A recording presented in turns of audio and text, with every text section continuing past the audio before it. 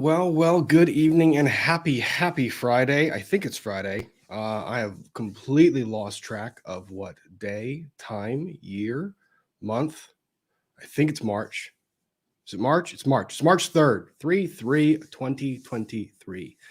Hope you guys are all having a wonderful week, and I hope that you're enjoying the end of that week. We've been just all caught up in all the Murdoch stuff. And you know what? Murdoch, that sentencing is done. So that trial is done. So now it's playing catch up on all the stuff in the law that we missed for the past, I don't know, 10, 15, 6 weeks. 6 weeks?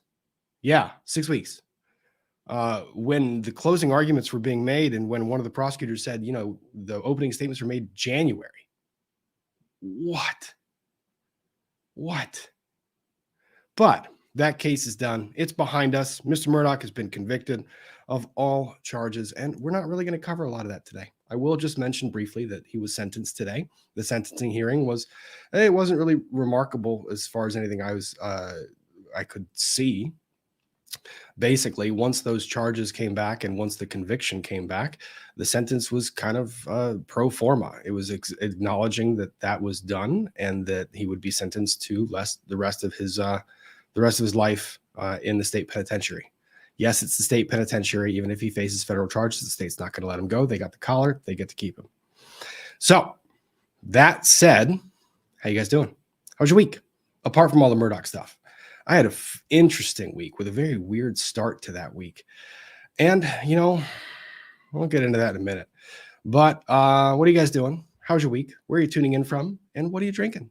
Do you have a nice cup of tea? Some water? Some libations? I don't know. Who knows? I feel like I need a cocktail after this week. I certainly need a cocktail after this week. So how are we doing? And what are we doing? No, it's February 10th. It's February 10th. No, it's not. It's March 3rd. Rick. Hey, Rick Hoeg in the chat. Nice to see you, buddy. I also said I wanted to pull this up pretty quick too. And I'll pull it up in this again in a second, but let's just see where everyone's coming in from and what it is they were doing this week. Happy Friday for Rob in the chat. Late dinner here in Central Jersey. Great place. Love Central Jersey. Like the food too.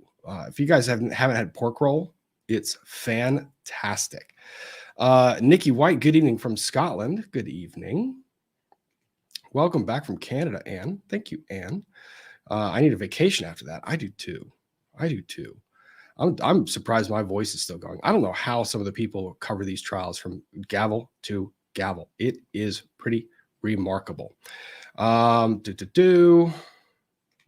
was my week. Alex Murdoch. It was. I was trying to do the weekly recaps or the nightly recaps so that I didn't have to talk about it in full for Friday Night Frenzy, and then we could actually talk about other stuff as well. Has spring cleaning your spouse started for your firm yet? It's been crazy at mine. We haven't done the spring cleaning yet. We've got some financials we've got to get reconciled this week, this coming week, and then get ready for all of those lovely filings that end up happening. From snowy Toronto. Thank you, Mindful Maya. Very busy week. Happy to be here. Happy to have you here. Lisa Stallings, thank you very much. Happy Friday from Virginia. We've got some Dr. Moo with chai tea in Whistler, British Columbia. What's the weather like up there? Is it still cold? It got cold here again in the DC area. Wisconsin, looking forward to the Favre Brett Favre tea.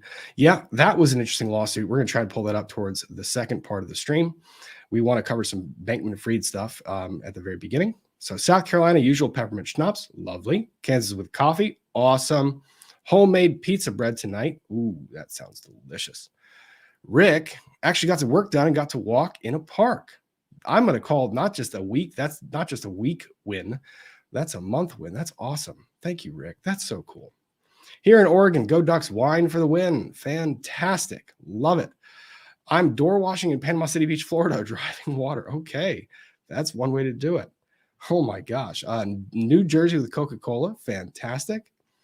Hanging out in BK with Guyanese rum and ginger beer. What's BK? My brain takes a few minutes to get caught up once I get these things going. Love pork roll. It's delicious. There's nothing better than a pork roll egg sandwich. It's fantastic. And then, yes, it's called Taylor ham. Thus begins the debate among the New Jerseyans of what we call this fine product that is a hog byproduct. It's very delicious. Pork roll or Taylor ham. Taylor was the first company that actually created it, so that's why people call it Taylor ham. Gabby, love your content, but I will be replay crew after 8:30 the Morgan Wallen concert live stream. Sorry. Morgan Wallen concert sounds pretty dang fun, so I'm not going to blame you for that at all. Happy, hi from Australia, lunchtime, cup of tea, sounds wonderful. Colorado here, fantastic. Chrissy, drinking my last red wine before surgery next week. Good luck in the surgery. I did see your messages. I'll get back to you as soon as I can, my dear. Happy to have to save it to share a drink with my friends from Friday Night Frenzy. Fantastic. Glad to see you here, Chrissy. Hope you're doing well. EDB did, and I know she did. I don't know how Emily did that all week. It was exhausting. Hello from France. Look at that. Chattanooga with peach wine. Fantastic. Cupcake and matcha here on the Central Coast of California. Wonderful. We've got people from Baton Rouge in the house. Maine. I love you guys everywhere. Knox, Tennessee. Seattle. Wow. North of Toronto. It will never cease to amaze me where you all are doing and what you guys have been doing and where you're tuning in from to watch. Just some dude on the internet talk about law. I have fun with this stuff. Kim Bringard from Michigan. Hello. Thank you, Elizabeth Webster. That's very kind of you. Watching you from hot and muggy Cocoa Beach, Florida. Is it getting warm down there? It's wild. Hello from Mexico. Wonderful. Hey, Robin Chat from Bowling Rock, North Carolina. That sounds awesome. I like North Carolina. NC State. I'm an NC State grad. I love North Carolina. Let's see. Maryland drinking water. That's fantastic.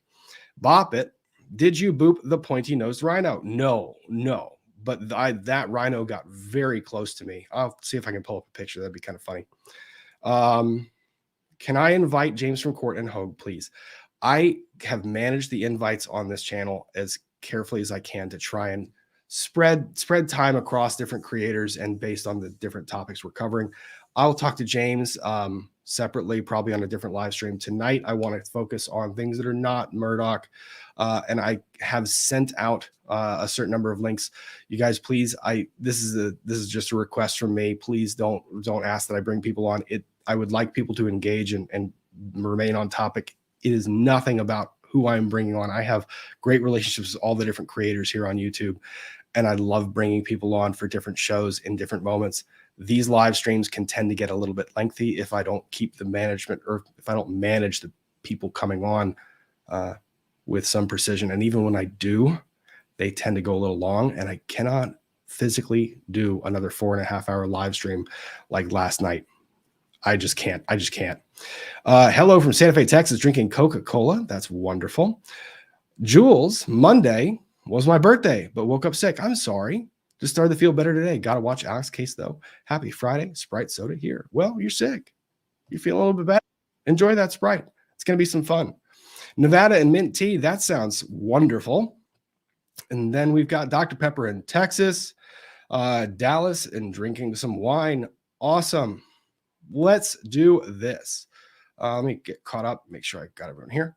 Happy Friday from Humble, Texas, here for the tea. We've got tea.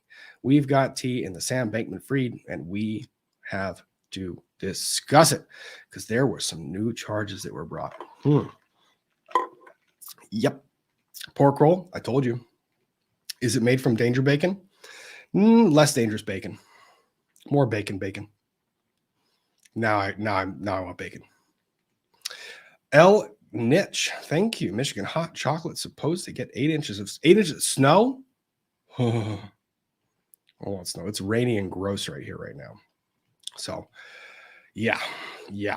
Stir fry and Starry from Boston, Massachusetts. Wonderful. Howdy from Arkansas. Knitting in Michigan. Portland, Oregon. Roanoke, Virginia. Illinois, and at Parents Craft Beer. Parents Craft Beer. That's awesome.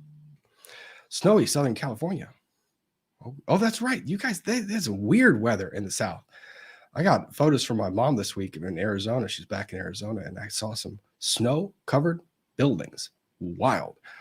Viking, Wolf by Blood, Arizona, Molden.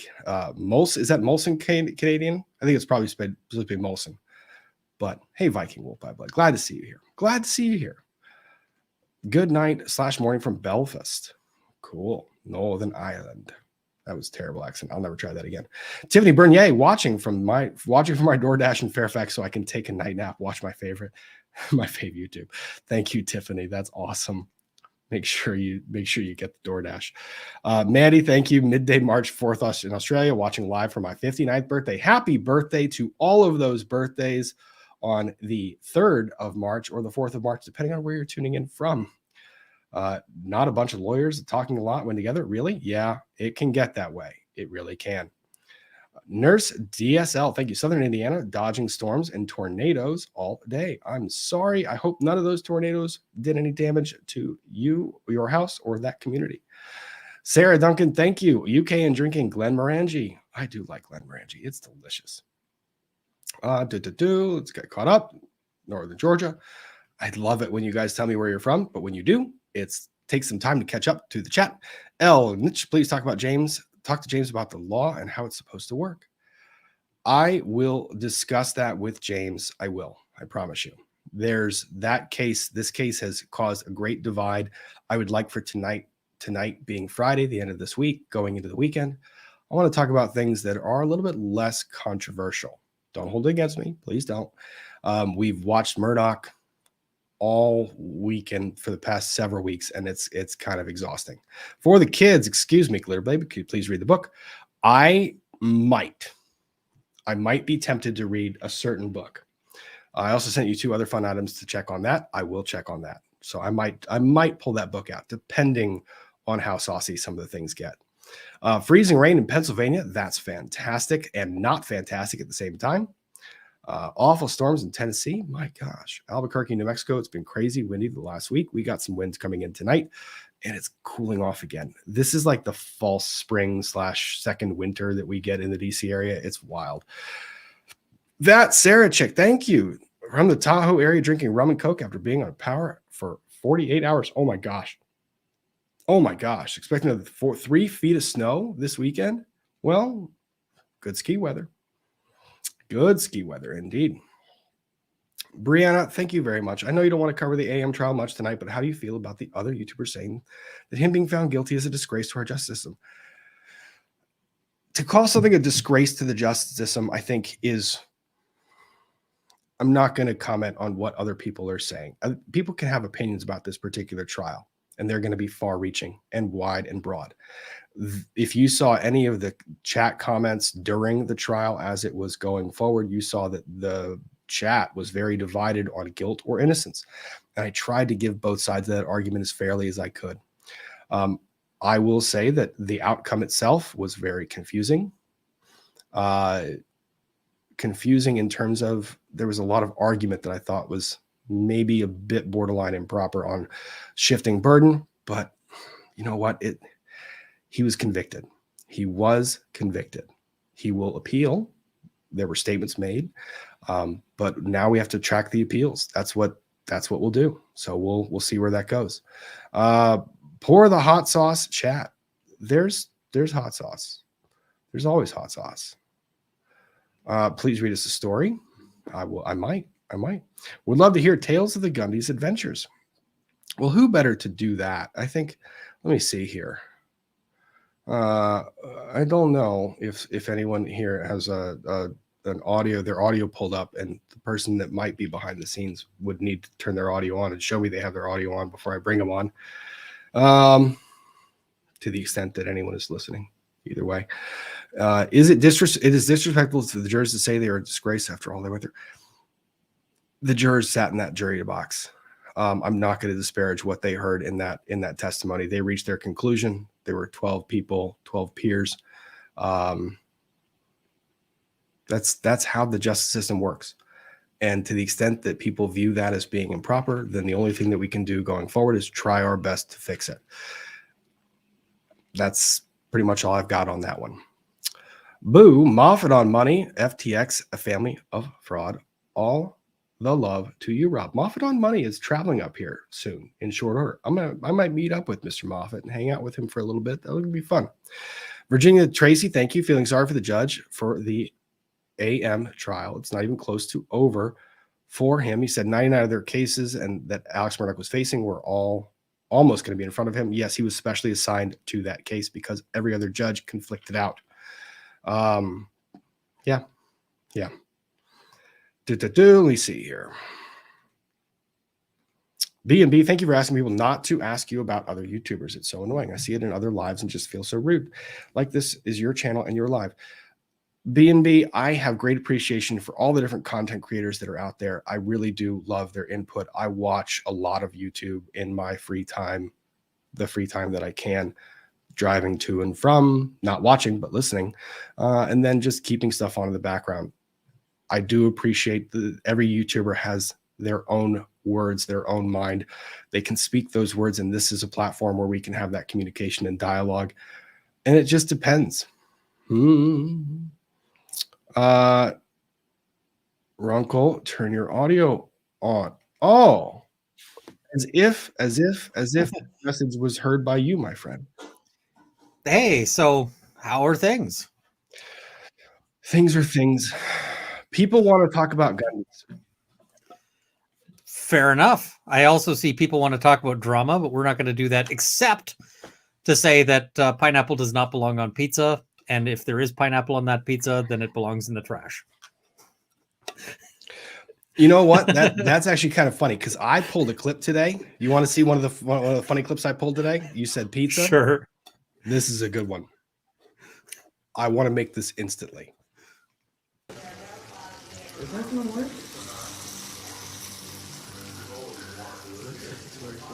This is like the first food TikTok where I've actually been like, this looks like a good idea to me. It's very hot. I have never wanted to eat something so bad. Yeah, that actually sounds like something good. And not a piece of pineapple in sight. Oh. I mean, it's ideal. And of course, like I watch that as I'm kind of hungry. Look at the pepperoni. And it's crinkle fries. So you know all that good like grease is going to get right in there. Yeah, but you know what happens after you eat something like that? You end up doing one of these.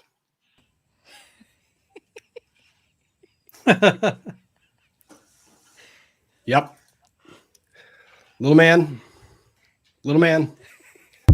I can sympathize, my friend. Yeah, no, I feel that one. Oh gosh.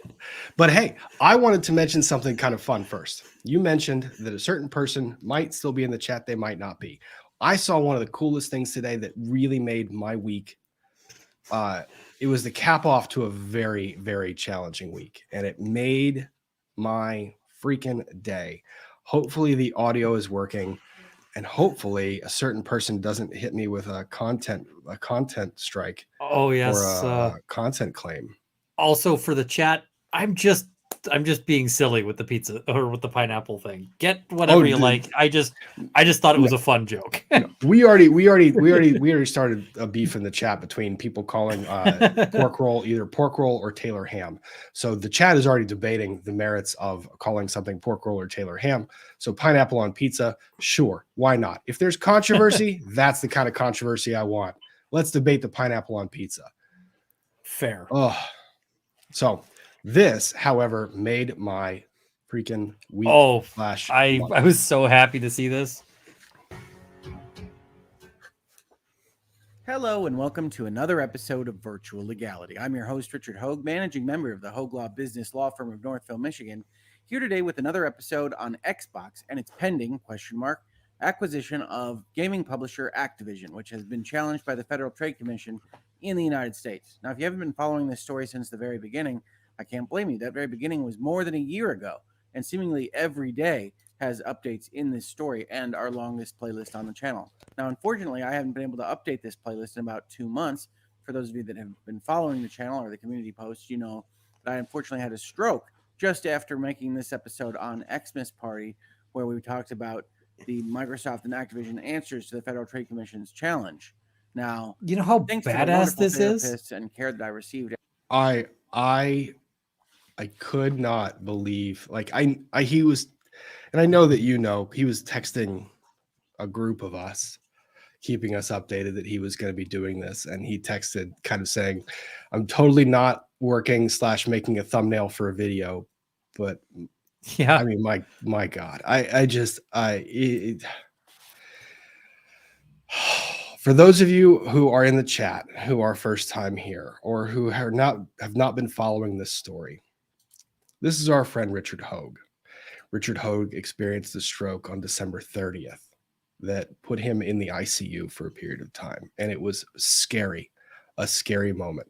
Rick is a father of two, a loving husband, and his wife. Man. His wife is a superstar, and honestly, I can't imagine it. And at this point, the fact that he is mobile is massive. The fact that he is speaking beautifully, almost like you can't even tell, is also massive. And then he is such, I mean, oh yeah.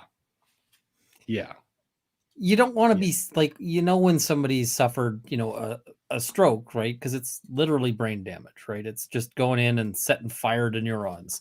And you're sitting there going, I hope he's going to be the same. But watching him like walk through the legal analysis there, I'm just like, I know. Damn. I know. You know how many lawyers I know who haven't had a stroke who could not do that? That is extremely true. I just kind of feel like there's a whole lot of lawyers now who just have to, like, who should be sitting there going, crap, like, I got to step up my game. But I mean, it's the same standard of content that he's put out before. And I love seeing it. I am doing this. I'm updating the description of the video right now to put a link to that so that people can go and watch that after they have finished watching here, because I want that video to get so many views that the view counter breaks. I want YouTube to be sitting there going, what the hell is happening? I know. That was one of the coolest things that was probably like the best way to end the week. That was kind of wild. Yeah, it's been a good week in a lot of ways, but that was a really nice thing.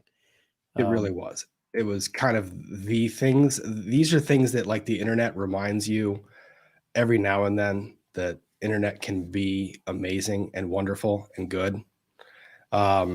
So yeah, it's one of those things that's probably it's just underappreciated how freaking cool that stuff is. So I'm gonna go back and watch it again later because I miss Rick. I miss Lawyers and Dragons. Me too. Me too. So I want to do this. People have been asking, and I'm going to do a couple of things. So why don't you tell the people what you've been working on? I know that you have a job change. Can you tell people about your job change? Not really. I just moved things around. I'm just I did some reorganizing of my life such that I'm going to be able to have a more consistent schedule, which means that I'm hoping to set up a regular stream. I'm thinking Monday. I'm kind of thinking Monday is kind of a crap day for a lot of people. Like, you've just had your first day back at work. It sucks. I'm hoping maybe I can make people's day a little bit better. And yeah, so that's kind of the thought of why Monday. I don't know. I'm not entirely, settled on it. But chat, let me know if there's a day that you think works well. And somebody's saying what time on Monday? Probably the same time, like 8 Eastern kind of time. I figure that's a good time. I think that's great, but you'll be able to have regular Monday shows, right? Yeah. So there's lots of stuff I want to talk about that doesn't end up making it into a video. There's lots of like little questions. There's lots of just fun stories, but there's only so many videos I can put out in a day. And so sometimes some of the little like small stories go by the wayside. I'm also right now in the background, so hopefully things aren't too choppy. I've got a video rendering, and it's on this. UX, your favorite topic to cover right now, huh? It's such a silly, it's such a weird lawsuit. It's an IP suit from guys who own no intellectual property whatsoever.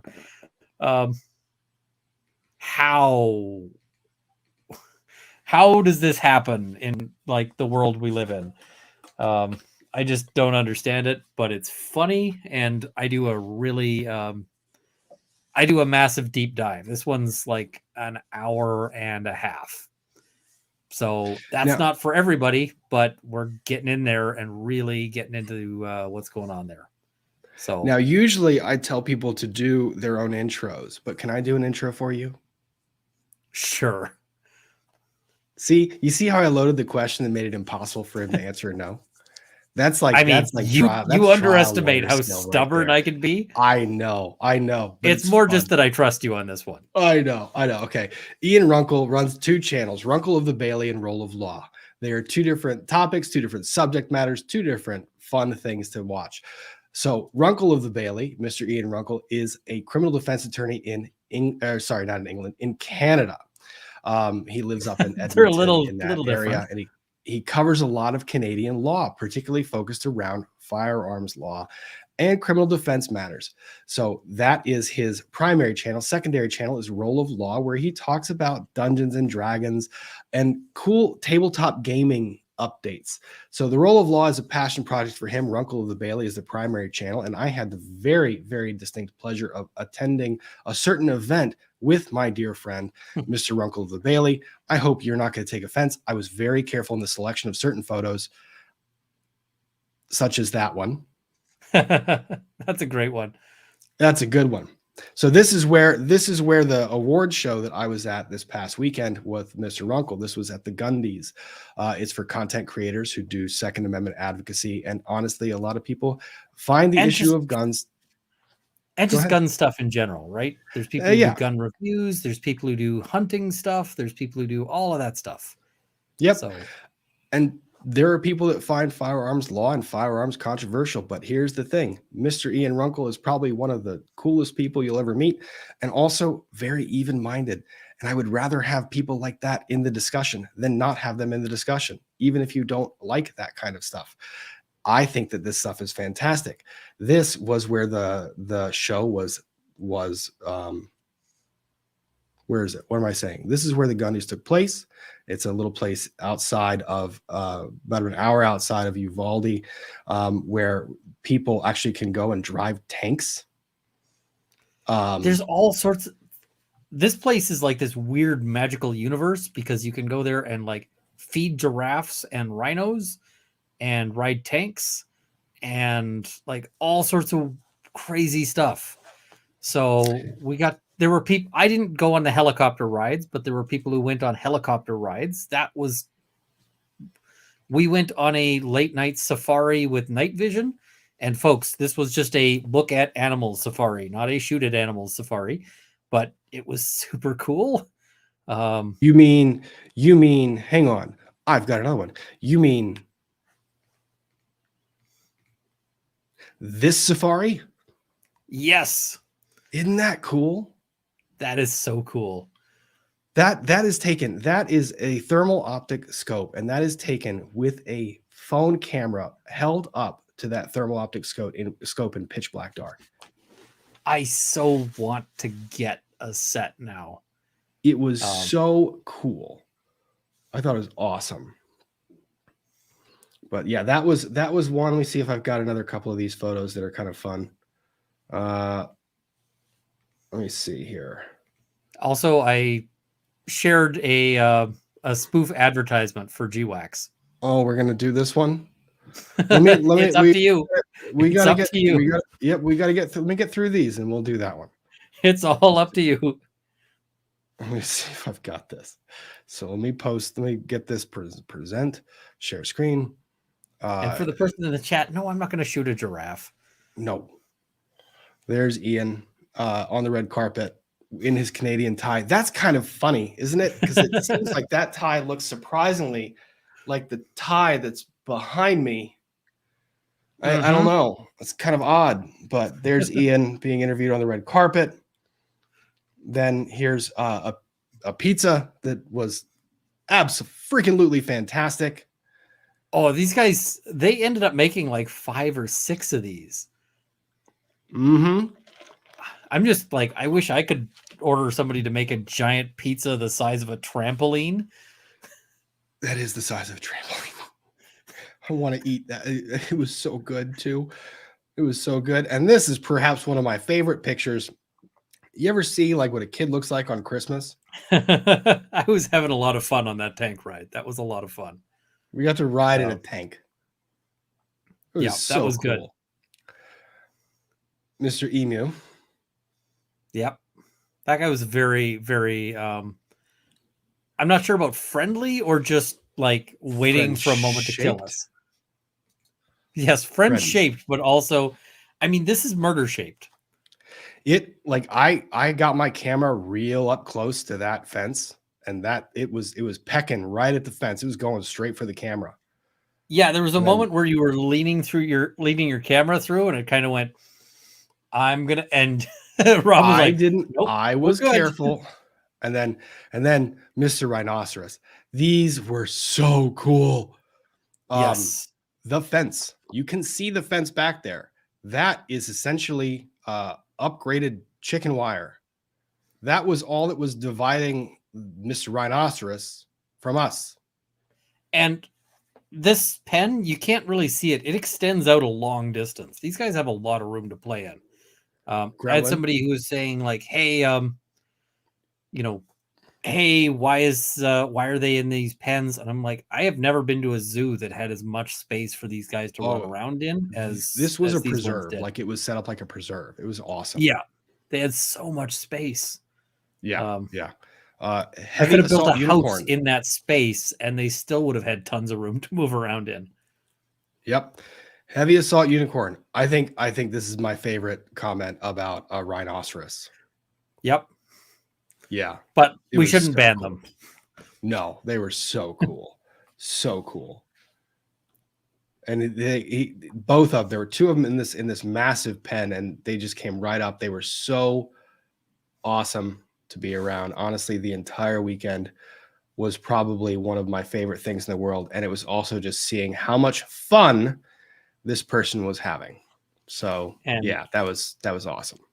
Amanda in the chat is saying, so the only thing separating you from them is their desire not to kill you. Yes, absolutely. If that rhino decided to go through that fence, I don't think he'd notice the fence as he crossed through it. Nope. So it was our charm and personality that kept that rhinoceros on the other side of the fence. And I was also there. And I was also there. It was a great time with a bunch of really cool people. And perhaps some of the most fun I've ever had, just period. Oh, I mean, just getting to chat with people, like some of these people are people whose stuff I've watched for ages. And it's funny because nobody knows who I am. They're like, where's this Canadian coming from? But it was great. So after the awards ceremony, Ian was up for 2 awards, Voice of the Second Amendment, and then Breakout Creator of the Year. And Ian and I had several conversations before this. And before this, I was sitting here going, I think you have a good shot at Voice of the Second Amendment, which is ironic as hell because Ian is a Canadian where the Second Amendment doesn't apply. And I did the math on that one, and it didn't seem likely, but it was like, we'll see.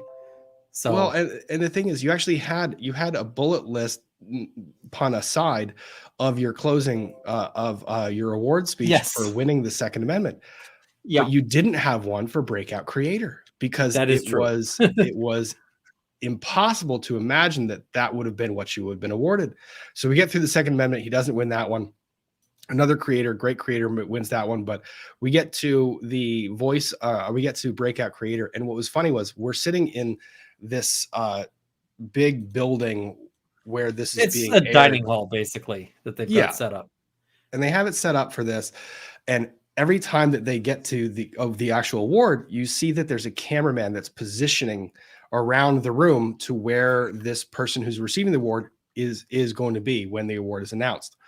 And throughout the entire thing, Ian's looking around, I'm looking around, and we're seeing where the cameraman is.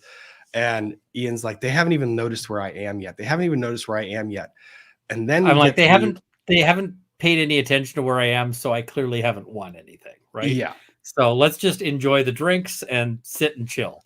Was and kind then of we get to the breakout creator of the year, and you see the cameraman like walk over near us, and Ian looks over, he goes, "Oh shit."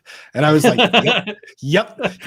And they announce it, he wins the award, he goes up and gives a speech. It was probably some of the most fun. And then after that, there are cocktails, people are out dancing, having a good time.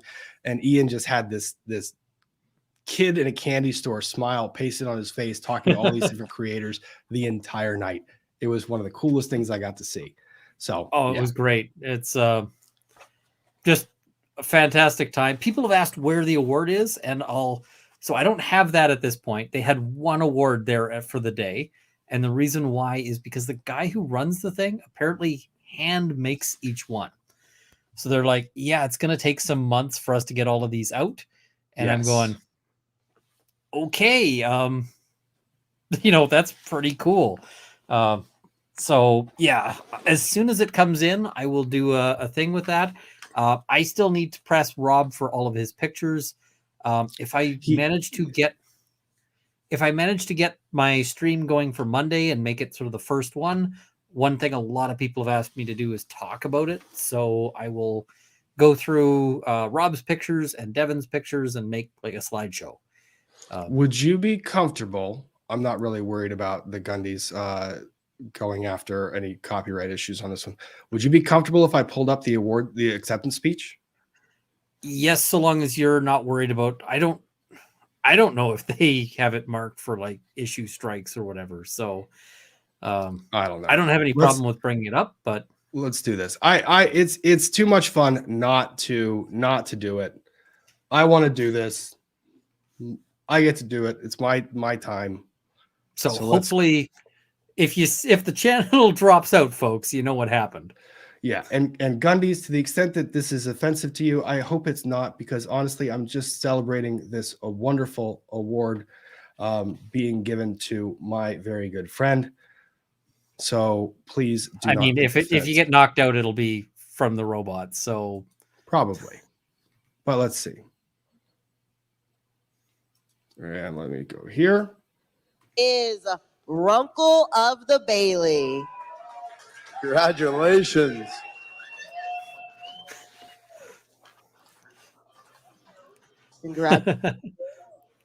Thank you. So this is sufficiently unexpected that I don't have a speech for it, but I will say congratulations to everyone who had the good sense not to vote for me for voice of the Second Amendment. You guys made the right call. I should have noted that I was Canadian there, because I think a lot of people didn't realize why I was saying that. Still going. So thank you. I'm going to continue to advocate for firearms, at least the ones they've let us still have in Canada. And we'll see what we can do. Hopefully my channel doesn't get annihilated by our government. But thank you very much. And Congratulations. Congratulations. How freaking cool is that? That was pretty cool. And I see somebody saying, I think your tie might have given it away. I don't think a lot of people noticed the tie when I was up there. They did. Because a lot of people really are facing the other direction. A lot of somebody saying, what did that guy yell? Somebody yelled Runkle, I think. Yes. The yell. That was I forget the name of the person who was sitting right next to me. Not you. What's his Four Boxes Diner? Yeah. Yes. I think he yelled it. Yeah. No, he's a great guy. Mike, I think it is. I'm terrible with names. I remember his channel name, but we met too many people that weekend, honestly, to remember a lot of names. But it was really cool. So many awesome people. I see somebody saying, so did they sanitize it after everyone held it to do their speeches? I don't know, but also nobody was doing anything particularly dirty with it. No. So, And I mean, the other funny thing was people, and this was great when they ended up airing it. This was my favorite. The whole Gundies chat, when that thing aired, they thought the entire chat were Runkle robots, because honestly, I had landed at Dulles by the time they were airing it. And while they were airing it, the entire chat for the entire show was just like, where's Ian? Where's Ian? Where's Ian? I can see Ian. It was awesome. It was so cool that all you guys showed up to do all of that. It was awesome. I know one other creator was like, your fans are pretty dedicated. And I was like, yeah, they're pretty awesome. It was really cool. That's all of you guys. That's everyone in the chat. It's really cool. It's all the law nerds. Yeah, exactly. It's And somebody's saying, is that why Rob went down to Texas? Yes. Yeah, I went to Texas for literally just to spend time with Ian. Yeah, it was really pretty cool. Anyways, that was this week. But then Monday, was it Monday? I think it was Monday. I was driving to work, not speeding, driving the normal speed limit. And I had a tire blowout, like on my way to work. You've already got some credibility problems with this particular Take it account. easy. Take it easy. But I was one of 4 vehicles that had like tire blowouts or punctures right in that one location. Apparently there was a massive rock that was in there. That was how my week started. But honestly, with everything else that was going on, all the other cool stuff with the Gundies, with getting the chance to spend time with people on live streams, it didn't bother me a single bit. When a tire blowout in the middle of the highway and you end up having to change your tire on the way to work doesn't bother you, you can say that's a pretty damn good week. So long as you are set up for it. Like, it's funny how many people can't change a tire. That's true. And there was a service person that was there helping other people, and he walked up to me and says, "Do you need help?" I said, "No, I've got this." I go help the people that 2 other people really did need some help with their tires. But yeah, it was. People are asking this. This is the question that people are asking because they don't see anything on the doorknob. Let me dig it out. I still haven't unpacked. I'm a terrible person. Give me 1 second. Because I've been busy. 1 second.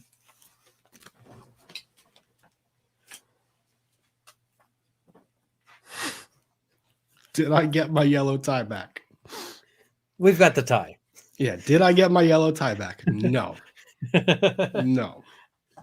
But we did. No, I added a tie to his luggage, but it wasn't that tie. He did. It was, and honestly, it was probably I'm gonna do this because I know I shared this on Twitter, but I didn't actually get the opportunity to tell anyone during any of these streams what actually happened. So let me see if I've got this. Maybe just pull this file real quick.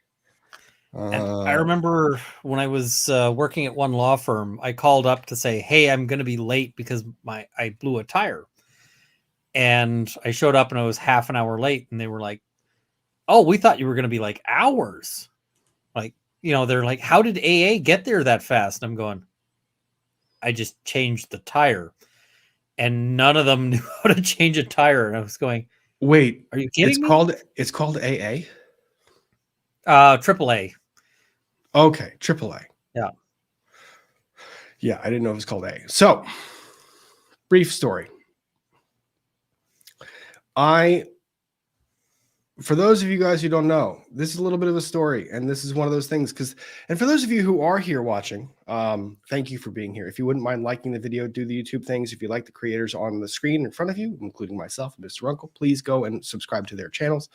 I hit 195,000 subscribers the other day during the Murdoch trial, and I think 200,000 would be really cool. I never really thought I was going to have a YouTube channel, and be great to get to that number. You're going to outpace me, and I'm glad to see it. Happy to see fun. it. It's fun. I have a lot of fun doing this. I never thought I was going to have fun doing this.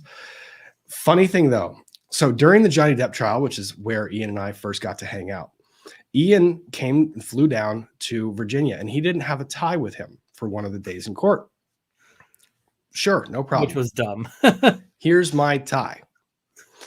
It was a tie that I had always carried. I always viewed it kind of as my lucky tie. It was one that I wore on days of court where I needed a little bit of extra boost, a little floral yellow paisley tie, the one that Ian has. And he wore that while he was attending the Depp trial.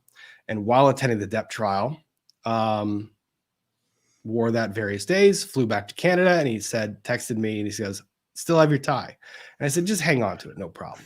Came back down, flew back down to Virginia later in trial to watch the Depp trial. And later he ends up wearing that tie. He flew back from Canada to Virginia with that tie, with all intentions of returning it to me.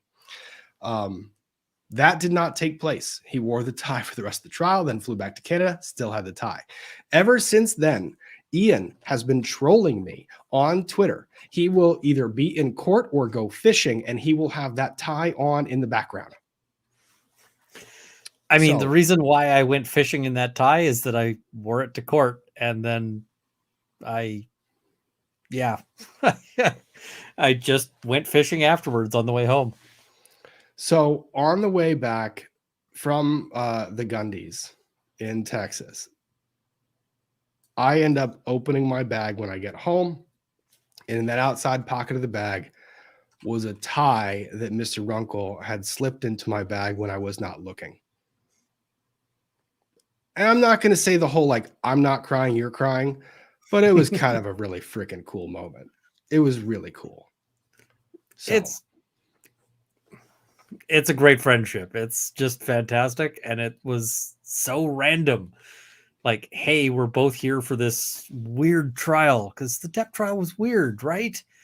It was a weird trial, but yeah, we just made some good friends along the way, and that's fantastic. Yeah. Although Susie Q, I gotta say, your tie wasn't lucky enough to catch me any fish. That's true. That's fine. That's fine. Susie Q, where's the wooden tie? The wooden tie is safely tucked away upstairs, where it will not be stolen by a Canadian. Thank you, Lindsay, for sending me that tie. It's actually one of my favorite ties now. I didn't know if I was going to like it, but it was awesome. I was told that I'm not allowed to steal the wooden tie. You're not. Rebecca, the tie wars. Specifically forbidden. Tie wars are now part of the nerd lore. Yeah, I know. I think Ian's next birthday, I'm probably going to have to send him some really embarrassing looking tie. Oh, God. It's just going to be horrible. He's going to hate it. It's going to be great. And I saw this earlier, and I have to tell. This is my mother.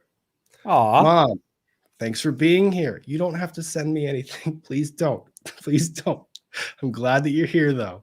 I hope you're doing well. I saw the pictures from Arizona. I talked about them. They look great. The snow was crazy, though. So, yeah. Glad to see you here, Mom. Hope you're having a good day. I hope it was a good week. I'll talk to you. I'll call you when we're done. Promise. So, let's see. All right. Let me catch up on some of these super chats, and then we'll get to the first of our stories, which is Mr. Bankman-Fried. Did you know that they brought a supplemental, rather superseding indictment against Mr. Bankman-Fried? I'm super shocked. You know, I thought he's a good guy. He's not. His days of getting into trouble are over. No, you can't say that. Lindsay, Ian has a wood tie of his own on the way. Look at that. You ruined the surprise all by yourself. You ruined the surprise. I think it may be at the post office right now. I just couldn't get to it in time. Might be.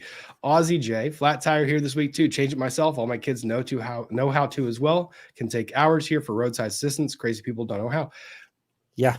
Teach your kids how to change a tire. Massive. And if you don't know, life. learn. I keep a kit in my cars, like all of them, for just if stuff goes wrong. It's just really important stuff, you know. Spare tire. If you have to, a donut, but a full size is way better. Spare tire. And a jack. Spare tire. Maybe like some of the puncture fix spray. I don't like that stuff, like the tire reinflator / it's not ideal, but it's like getting you out of trouble in a can. Yeah, I see people saying a lot of modern cars don't have spares. If your car doesn't have a space to get a spare, that was one of the things my wife and I looked for when we were buying cars. Was like, yep, because it's important. That's Sarah. You don't want to. You don't want to have a bad day. Exactly. And this one right here. So that's Sarah. Thank you. The night before I joined my college's 3-day summer orientation, my dad made me change a tire in our driveway in the dark to show him I could. Good dad. Good dad. You're lucky he didn't make you do it in the rain. Fair. Because my mom made me do it in the snow. Oh no, in Edmonton? No, this was in Vancouver, so it wasn't that bad, but it was cold. still like, 2 inches of like slushy, gross snow. And it was like, okay, now you're going to swap the tires. And I'm like, you what now? She's like, we're doing this. That was part of essential education there. Yep. And to Alan's point here, Alan, thank you. Send him the most over-the-top American tie for his birthday. Yeah, we're going to do it's going to be America tie. Thank you, Alan, again for the super chat. Dancing Beagle, thanks, Mom. Sending random money is awesome. Mine still sends me packages of $3.87 or some random amount and a bag of M&Ms. Moms are great. Moms are wonderful. Moms are fantastic. And I have a special cool announcement I'm going to make in a little bit before we do our swoop. 9-Inch Nails Gal, not working, but still don't get to watch live due to 2 neurospicy kids. Any tips on how to better help the unmedicated 5.5-year-old home and school? Routines. Routines are very helpful. It's difficult, especially when they're that age, like keeping them focused, but routines are helpful. And then little incentives here and there. I don't mean to say like rewards, but kind of, because that neurospicy brain goes for the dopamine. And if you can make it something they want to do, they're probably gonna help. Vez, thank you. A tire's pretty heavy for me. I know, but I know how, but I can't. That's the other problem. It can be kind of difficult to do it. I got skinny arms, but it takes some wrestling to get them out. But you still do it when you have to. If it's that or walk, you figure it out. So Tracy, thank you very much. Watching Friday Night Frenzy on my birthday. Happy birthday. In a snowstorm in Michigan, drinking iced tea. Wonderful. Can I please get a birthday shout out in the Southern Voice? Thank you. Let me see if I can do this right now. To Ms. Tracy C. I am very, very pleased that you are watching this Friday Night Frenzy, frenzy, however we want to call it, the Friday Night Frenzy. Thank you very much for being present this evening. I very much enjoy that experience. And I wish you have the best of all birthdays. Happy birthday to you and to all who celebrate the year of their birth on today's date. Joe Doris, when are you going to get merch? I am going to try. I really am. Thank you. I cannot tell you how busy it can be when you're trying to manage content, when there's a trial going on, and when you're trying to manage like legal life. I have had so much trouble trying to get merch together. It's just a pain in the butt. It really is. So, Courtney, thank you. More comments in the chat, so I got to fix something. That's fine. Fix it. Courtney, thank you very much. Need to be replay crew tomorrow, but wanted to pop in and say hi. Hi, Courtney. Replay crew is great. Love you, replay crew. Also, thank you to the mods for being here and for helping. It's honestly, they are not compensated for they are donating time and helping. Thank you very much for that. It really is appreciated. Jolly Rogers, I lost my best friend of 20 years last week. Can you raise a glass in her honor? I would be delighted. Jolly Rogers, cheers to your friend. I'm sorry for the experience that you're going through right now and the sadness that you must feel in your heart. I hope that you can find solace in the happy memories of the life you two shared as friends. Cheers.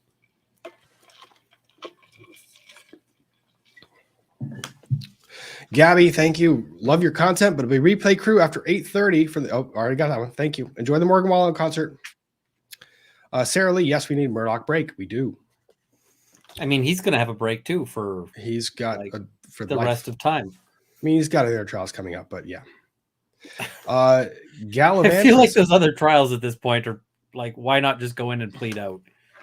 They're gonna pursue them. They said that in their announcement. So, Gallivantress, Brooklyn. BK is Brooklyn. Yes. Okay. Good. Got it. Now I'm drinking Gundies rum with my homemade ginger beer. Very yummy. That sounds delicious. Ooh. And thank you for being here all the way from Brooklyn. Paula Watkinson, does this mean Trials of the Century is back? We are working on a schedule that actually works for all of us. It can be difficult with the regular, like every single week. We're trying to find a time that works for everybody. So yeah, I hope it's going to come back. It will. It'll come back. We just got to figure out a schedule because once a week was maybe too much. It's hard. It's very hard to do that, to do the level of research and put on that show it's kind of difficult. When I'm getting like 4 hours of sleep a night, it's like, we gotta space things out. Yeah. Elizabeth Webster, cheers. All Jameson and coffee in Sonoma County. Thank you. Thanks for the membership. There were some gifted memberships. I will try to pull those. Let me see here. Let's see. Yep. I have seen that there were gifted memberships already from Viking Wolf by Blood. Thank you. Neurodivergent Counselor. Thank you. And Brentwood Chic.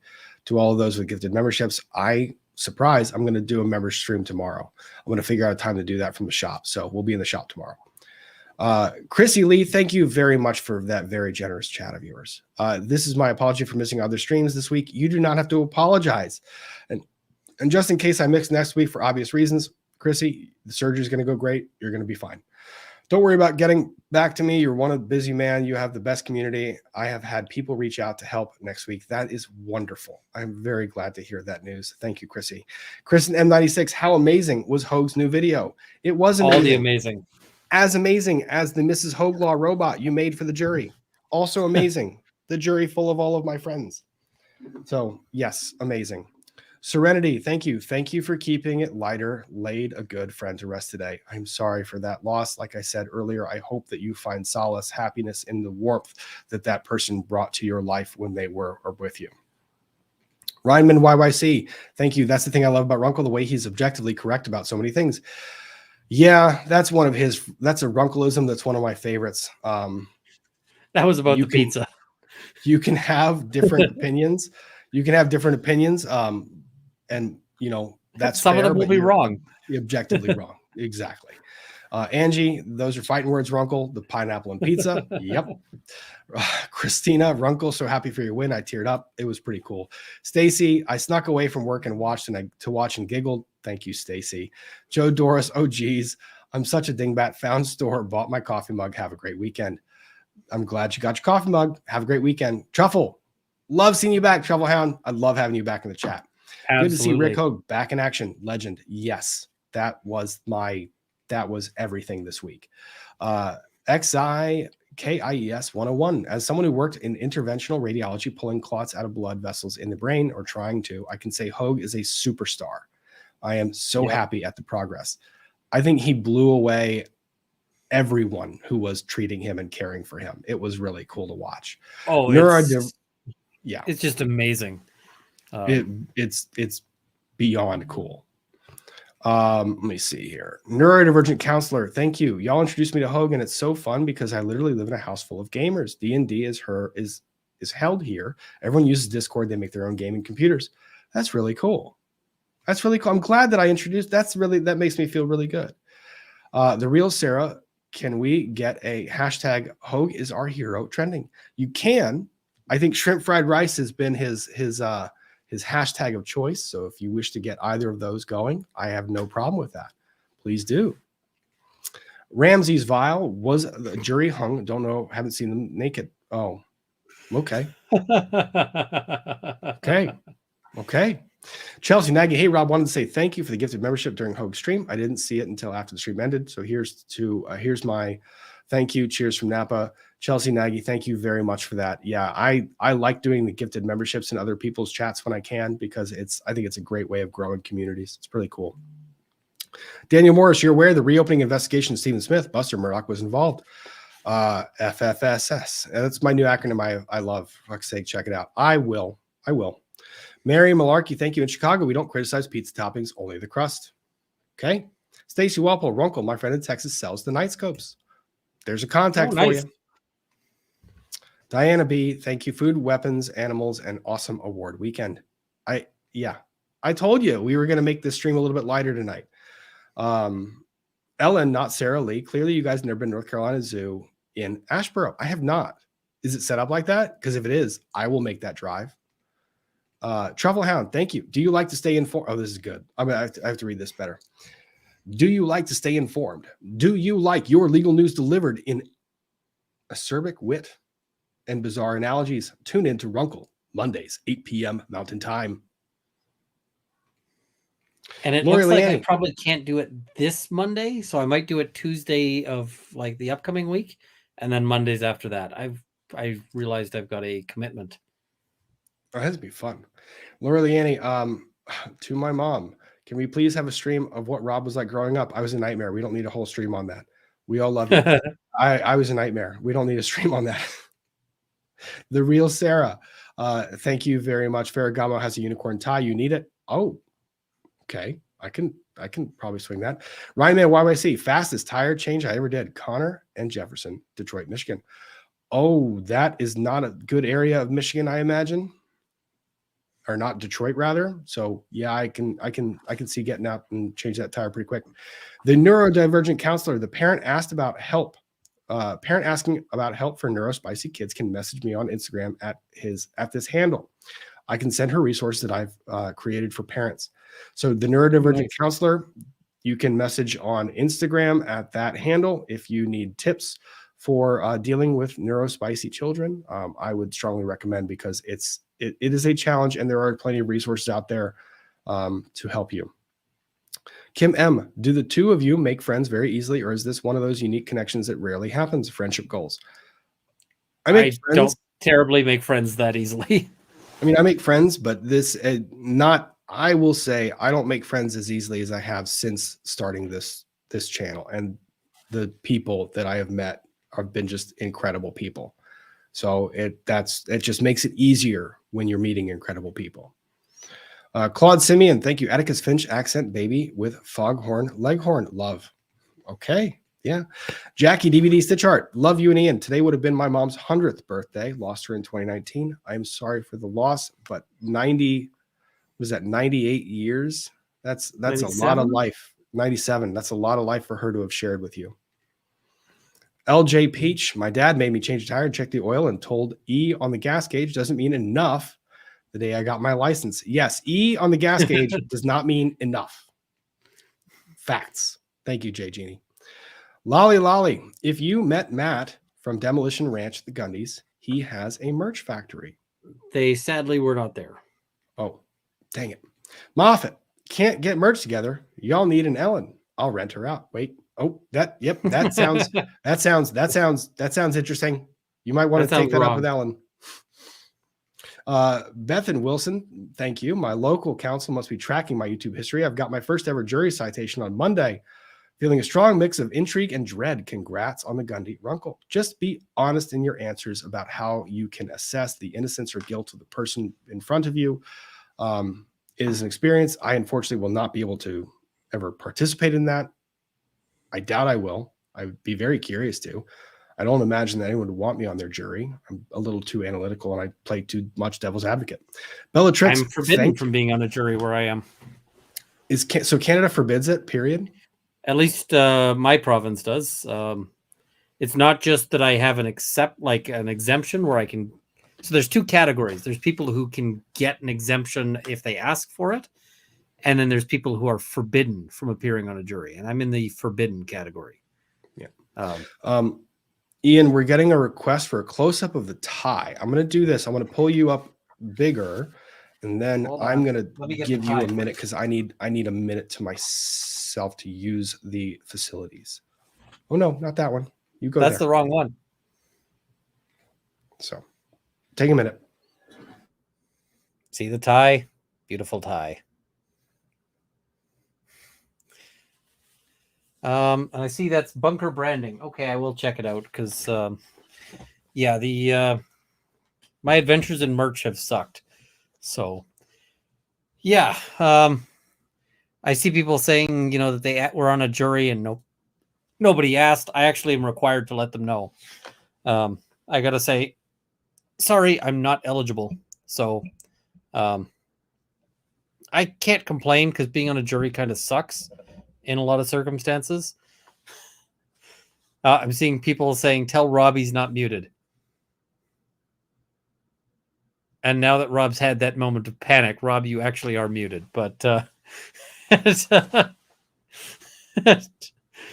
good times. So I see somebody saying, how do you get out of jury duty? All the ways that you think you might get out of jury duty are great ways to get held in contempt. And you don't want to get held in contempt. Contempt sucks. Because then instead of jury duty, you get to spend time in a cell yourself. I know that there was one judge who decided that contempt proceedings for a trial meant that the person was going to spend the amount of time in jail instead of in. So, yeah, they just had them spend the entire time in custody. You guys are wrong for that. I freaking panicked. That you can't do that to me, especially after Emily's, like, when she gave that horror story. Yeah, I know. That's why I came in and said, you can't do that to me. That's why I came in with we were just screwing with you. Well, and that's the thing. This is Bluetooth, so I can hear when I walk away. Oh, you can't do that. That's terrifying. I mean, oh, it's also funny. It is. It is. I don't know if I liked all of that. Thank you for showing the close up of the tie. Yeah. Watch you both since Dep V Heard on EDB channel. Love you both. Thank you, Katie, for being here. I do appreciate that. Kathleen, thank you for the super sticker. Kristen, thank you very much. Forgot we were going to give you crap for dissing the Gundies Discord stream on your channel. I didn't. I didn't even know that was going on. I landed in Dulles, and I quite literally, while on the little people mover they have, I pulled it up so I could watch to see what was going on in the chat. It was awesome to see as many people as I saw participating in that chat. Mary Coppola, thank you. Brokeback Mountain Trip, please laugh. Yeah, that's funny. Love you too. Thank you very much. Magical Mary, thank you. Question: if a juror breaks oath and are removed, are they then blacklisted from ever serving again?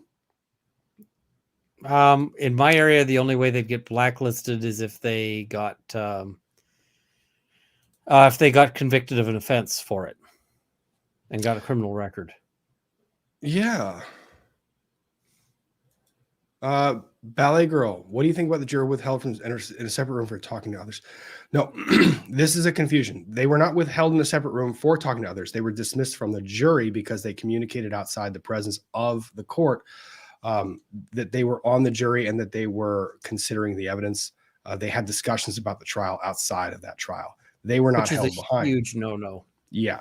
The alternate juror who was still left for consideration, they were held in the case that deliberations resulted in, deliberations went long enough that one of the jurors was unable or had some circumstance that came up that would have caused them to be dismissed. Then you could swap in an alternate to continue deliberations.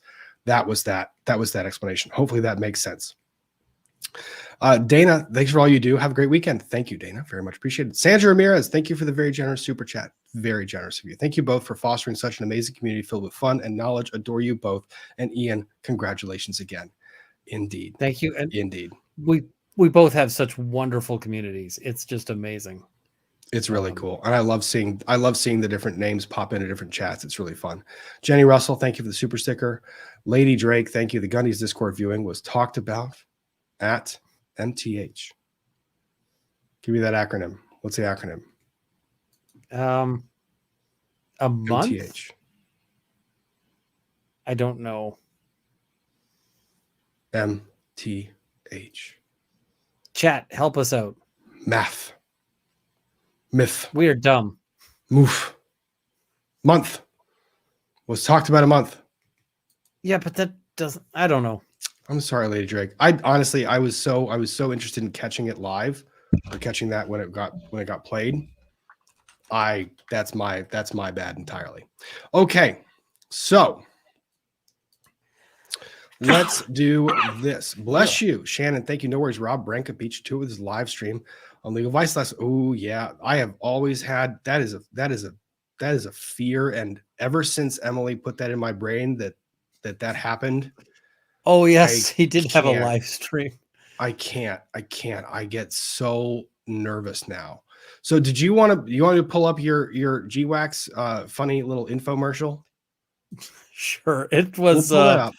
This was entirely silly, folks, just to make fun of the name of this company, which is GWACS, so GWAX Armory. So yeah, they're idiots, so I wanted to mock them. So yep. Apologies if anyone's offended, although I don't think it's offensive, but I don't know. We're going to pull up the infomercial, then I will swoop, and then we'll go into the Sam Bankman-Fried. Today's modern woman is active, dynamic, and that means she doesn't want to be slowed down by unwanted friction. Fortunately, we have the solution. GWAX.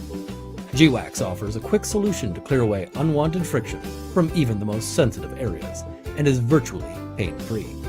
If you're looking to improve your aerodynamics, GWAX is your answer. GWAX is available in pine scent, new car smell, and fresh lemon. GWAX is not suitable for all users, not for internal or external use, may cause blistering, withering, and or scaling. GWAX is not responsible for any injuries caused by using the product in unintended or intended ways. I can't. I can't. I can't. People are saying explain. Explain, Ian. Explain. So GWAX, as I said, is a gun company with a very silly name. So I'm imagining another kind of product and making a mock satire ad for it. I can't even. Just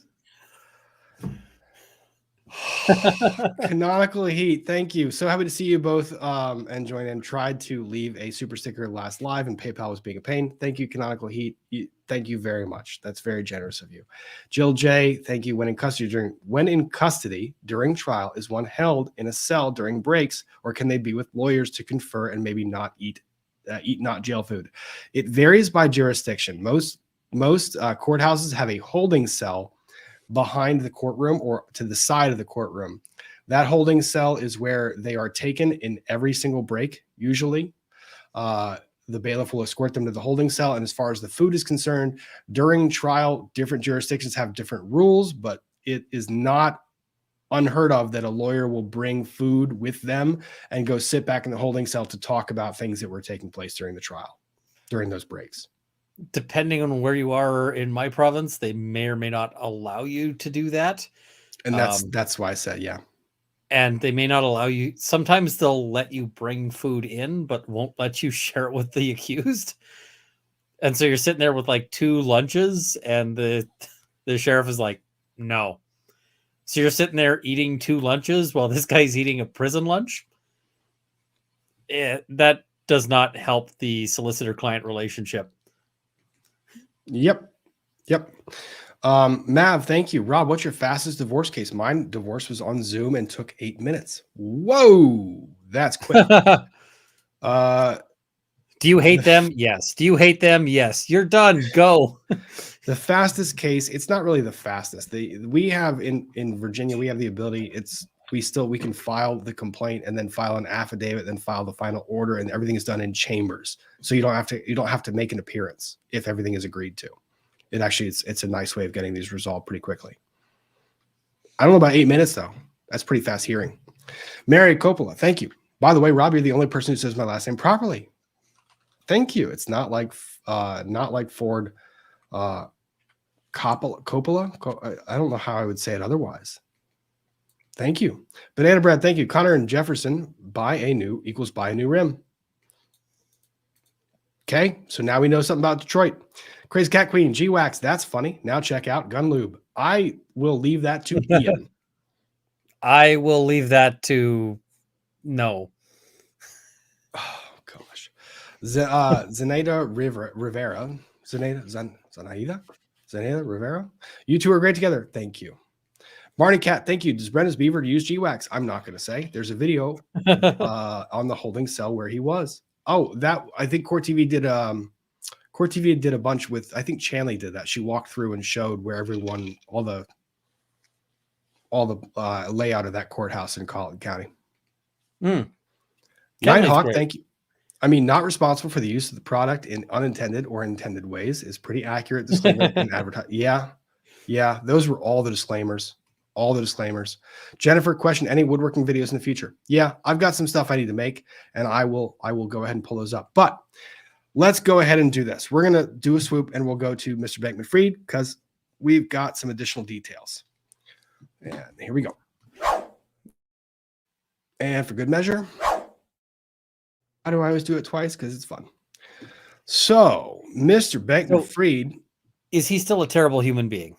I don't know if we're going to go with terrible human being. We're going to go with someone who says sorry a whole lot without really realizing that sorry doesn't bring money back that was lost.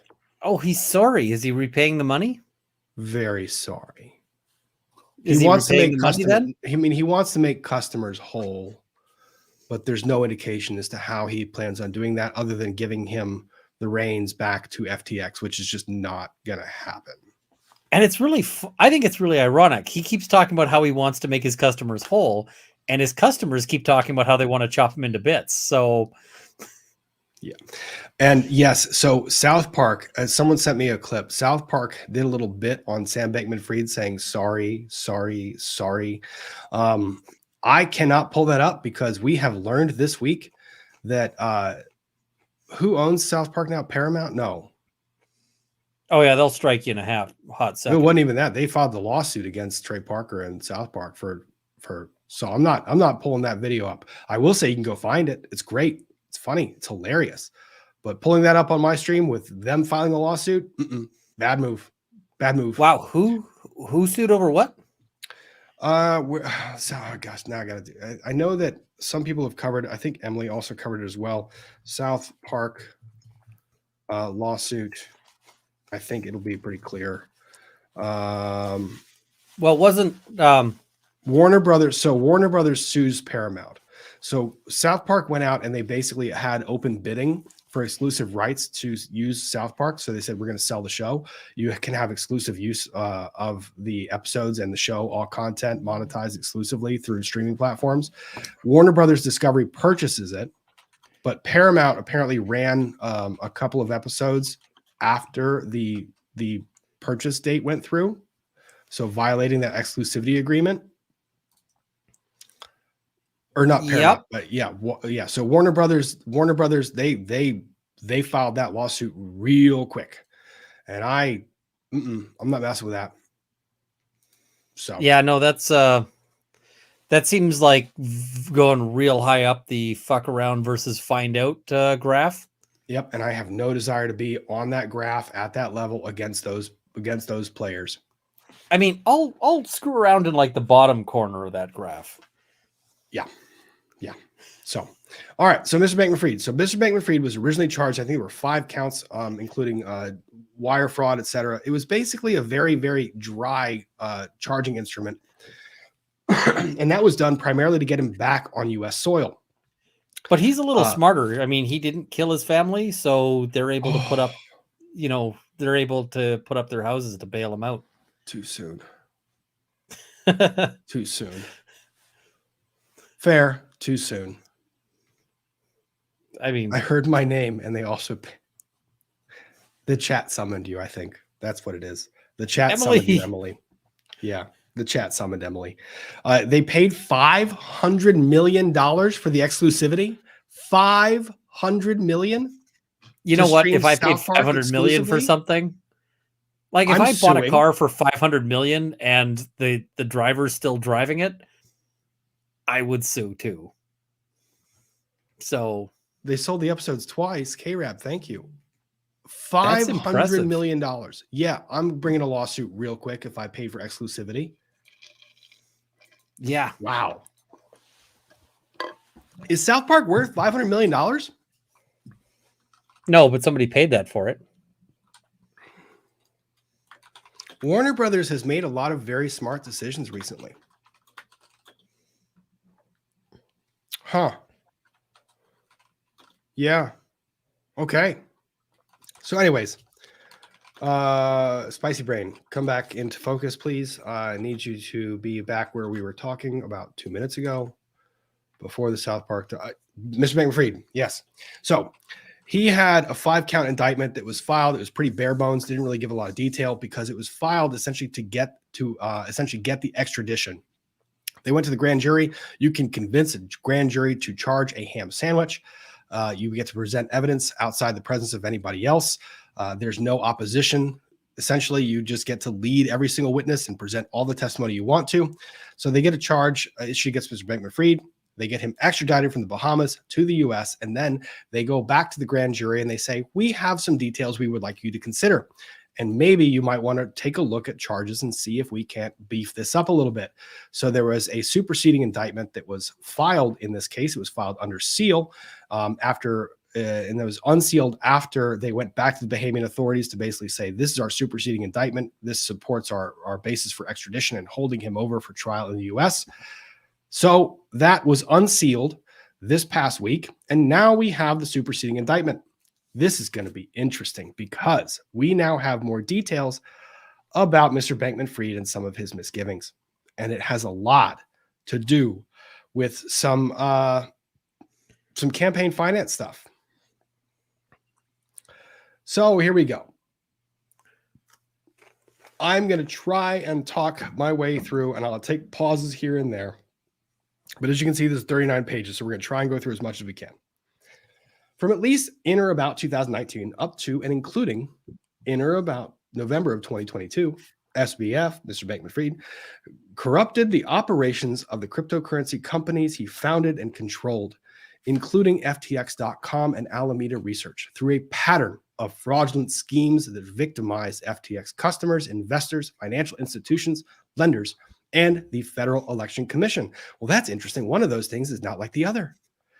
Exploiting the trust that FTX customers placed in him and his exchange, SBF stole FTX customer deposits and used billions of dollars in stolen funds for a variety of purposes, including, among other things, to support the operations and investments of FTX and Alameda, to fund speculative venture investments, to make charitable contributions, to enrich himself, and to try to purchase influence over cryptocurrency regulation in Washington, D.C.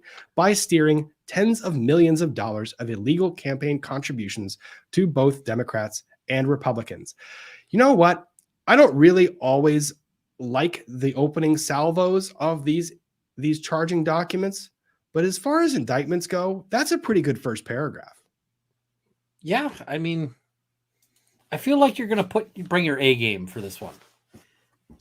Yeah, it's pretty good.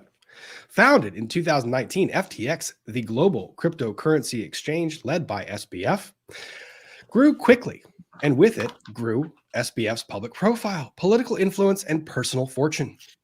In promoting FTX and its smaller sister company, FTX US, which he also controlled, SBF represented himself as the figurehead of a trustworthy and law-abiding segment of the cryptocurrency industry that was focused not only on profits, but also on investor and client protection. Likewise, in public statements, including in testimony before the United States Senate, SBF represented that FTX had a focus on, quote, consumer protection, end quote, and had adopted, quote, principles of ensuring investor protections on digital asset platforms, including avoiding or managing conflicts of interest, and that, as a general principle, FTX segregates customer assets from its own assets across our platforms, end quote. As recently as late 2022, SBF boasted about FTX's profits and portrayed himself as a savior of the cryptocurrency industry, making venture investments and acquisitions purportedly to assist struggling industry participants. He was just the nice guy. He was the nice guy in crypto, and he was going and he was helping all the other people that were struggling. SBF used FTX US to further burnish his image, spending millions of dollars on celebrity advertisements for FTX US, including Tom Brady, during the 2022 Super Bowl that promoted FTX US as the, quote, safest and easiest way to buy and sell crypto and, quote, the most trusted way to buy and sell digital assets. You know what? As far as second paragraphs go, that one ain't bad either. No, they're doing well. I mean, I'm feeling good right now. FTX, let's invest. Yeah, sure. In fact, only if it SBF comes with the prevented- flamethrower and a meeting with SBF. Yeah, exactly. In fact, SBF well knew FTX, which by early 2022 claimed to handle approximately $15 billion in daily trading volume on its platforms. $15 billion in daily trading volume. That's a whole lot of trading. Meanwhile, I've got like $1.50 in yearly trading platform or trading on my investments. Yeah, was not focused on investor or client protection, nor was it the legitimate business that Bankman-Fried claimed it was. Contrary to Bankman-Fried's promises to FTX customers that the exchange would protect their interest and segregate their assets, Bankman-Fried routinely tapped FTX customer assets to provide interest-free capital for his and Alameda's private expenditures, and the process exposed FTX customers to massive undisclosed risk. So, translation. He basically used all of the money that was being contributed to FTX, and he said, you know what? I'm going to lend money to myself from this. It's not my property. I'm going to lend money. I'm not going to require any interest repayments. And heck, I might not even drop a document saying I owe the money. So, moving on. How does this keep happening in the crypto sphere? In addition, while like Bankman-Fried, over and over again, it just every time. In addition, while Bankman-Fried publicly claimed that FTX operated independently from Alameda's cryptocurrency trading and investments in other companies, by his design, the reality was otherwise. Dun, dun, dun. Bankman-Fried controlled FTX and FTX US and Alameda and used them to prop each other up, notwithstanding conflicts of interest and outright lies to the contrary. I told you they added meat to this in this indictment. This is someone spent some time. Sam Bankman-Fried perpetrated this multi-billion-dollar fraud through a series of systems and schemes that allowed Bankman-Fried through Alameda to access and steal FTX customer deposits without detection. For instance, in 2021, FTX began to accept customer fiat deposits, cash, into an Alameda-affiliated bank account that was itself was established through a fraudulent scheme that SBF directed. They bought a bank. Fun. This account I want to buy a bank. I do too. No, I don't. There's a lot of regulation, as you see here, that can get you in a lot of trouble. I mean, how about I want somebody to give me a bank. I don't want to buy a bank. Just give you a bank? I feel like buying a bank takes more money than I have. I'm not giving you a bank. Aw. Or you don't get a Worst birthday ever. Worst birthday ever. Exactly. I can make that. That got a lot. That's good. Okay. This account functioned as a mechanism for the routine and brazen misappropriation. I love when they put brazen in pleadings. Don't get brazen with me. Exactly. Appropriation of those deposits. Bankman-Fried also caused the creation of secret loopholes in the computer code that powered FTX's trading platform, loopholes that allowed Alameda to incur a multi-billion-dollar negative balance on FTX that Bankman-Fried knew Alameda could not repay. Alameda owed money to FTX. One company owed a lot to another company. Oh my. Further, Bankman-Fried concealed from both Alameda's lenders and FTX equity investors the fact that Alameda had taken billions of dollars from FTX. And at all relevant times, Bankman-Fried required his co-conspirators and others who worked for him to communicate using encrypted and ephemeral messaging platforms that self-deleted, thereby preventing regulators and law enforcement from later obtaining a record of his misdeeds. For those of you who have been following the story at all, you will also remember that Mr. Bankman-Fried continued using such apps after he posted bond. And a lot of people have been betting that he will self-delete, but that hasn't happened yet. We're not going to make that bet. Mr. Bankman-Fried used the FTX customer funds he misappropriated and caused them to be misappropriated to, among other things, support the trading and operations of Alameda, fund acquisitions and venture investments, and finance in substantial part Bankman-Fried's unlawful political influence campaign, which involved flooding the political system with tens of millions of dollars in illegal contributions to both Democrats and Republicans, made in the names of others in order to obscure the true source of the money and evade federal election law. This is why I enjoy covering some of this content, because I have an opinion when it comes to anyone that's elected to higher office, that after a certain period of time, me having lived in the District of Columbia or the greater DC area, I don't really have the highest opinion of politician, regardless of which side of the aisle they are on. I happen to think that they have. There's no creature that is more. You know what? I take that back. Politicians, and then perhaps another person that was a South Carolina lawyer, more interested in their own self-preservation. Politicians are one of the lowest creatures. There is a worm that destroys kids' eyes. That's a worse creature, but politicians are pretty bad. Why did you go there? Because I couldn't think of anything else that that sucks more than a politician. Oh, a worm. Okay, sure. Yeah, they're a horrible critter. All right. So he's basically contributing tens of millions of contributions to all these different politicians in order to obscure the true source of the money and to evade federal election law. In or about early November 2022, an internet news organization leaked what would appear to be Alameda's balance sheet. Revealing publicly that Alameda's solvency was dependent on the multi-billion-dollar valuation that Alameda assigned to its holdings of FTT, a proprietary digital currency, surprise, owned by FTX, which was illiquid and difficult to value because FTX owned it and traded it. Following this revelation, substantial numbers of FTX customers began to seek withdrawals of their funds from FTX. Generally speaking, that's a bad sign.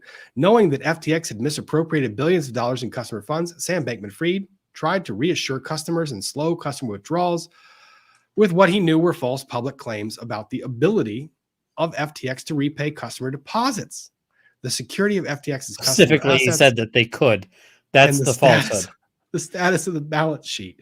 He also transferred funds putatively belonging to Alameda to fill an approximately $45 million hole in customer assets. Gee, and you wonder why when Mr. Bankman-Fried goes out publicly and says, I want to make customers whole. That is my whole entire goal. That's my goal, is to make sure that they recoup their losses. You wonder why people might doubt that statement. Just saying. Just saying. Yeah. Meanwhile, his customers would like to put a hole in him. I think there's probably one or two that might. They shouldn't. They damn well shouldn't. No, I mean, it's a really bad idea, but I mean, people are pissed at him, is the long and short of it. So, in November of 2022, in a last-ditch effort to secure sufficient liquid capital to satisfy FTX withdrawals, SBF doubled down on his fraudulent schemes by soliciting billions of dollars in additional capital investments from existing and potential investors in FTX, many of whom had previously defrauded. Gee, does that sound like something maybe that we have seen in the past, where you have past debts that you owe money for, so you seek new capital to cover those past obligations? This is basically the recipe for lawyers getting disbarred. Yeah. This is like, step one for how to get disbarred if you're a lawyer. It kind of sounds like you mean like Girardi when he goes and says, I'm going to take a new case to pay off the fees I stole from the old case. Yeah. If you're ever in that situation, you are going to get disbarred. Just wild. In soliciting the additional capital, Bankman-Fried made more false representations to potential investors and the source of the multi-billion-dollar hole in FTX's balance sheet caused by his misappropriation of customer deposits and his own knowledge of how the hole originated. Chat, behave. I know that there was a lot of references in there. The efforts of Mr. Bankman-Fried to raise sufficient capital to satisfy the demand of customer withdrawals failed. In November of 2022, FTX halted trading and entered bankruptcy along with Alameda, and dozens of related entities. Left in FTX's wake were thousands of customers who had trusted Bankman-Fried, FTX, and FTX US with billions of dollars in savings and investment capital, and found themselves overnight unable to withdraw their funds and unsure about whether they would ever be repaid. A lot of this is background. We're going to skip through some of the background because we've covered it in the past. We're going to get to the multiple schemes to defraud. Ian, would you mind reading this first paragraph, please? So, from FTX's founding in or about 2019, Samuel Bankman-Fried, aka SBF, the defendant, sought to use the United States financial system, and in particular, bank accounts in the United States, to promote FTX's business. In particular, after FTX launched in or around May 2019, and in order to attract customers and their assets, mostly their assets, including US dollars, FTX needed bank accounts that would allow FTX customers to deposit dollars with FTX that could be used to purchase cryptocurrency assets and pay for transactions. When FTX was founded, however, many US banks were reluctant to do business with cryptocurrency companies. Banks for the win on this one. Like, banks end up scoring the point on that. And those banks that were willing to open accounts for cryptocurrency companies had extensive customer due diligence and licensing requirements with which FTX was not compliant. Oh, gee. Why would we have regulation of banks that hold money for customers? Yeah. Like, hey, this is totally unpredictable as to why this, is a thing. Because FTX did not have its own bank accounts for holding customer deposits for a period of time in or around 2019 and 2020, FTX instructed customers to wire dollar deposits to bank accounts that were not owned or controlled by Alameda, which at the same time SBF also controlled as the CEO.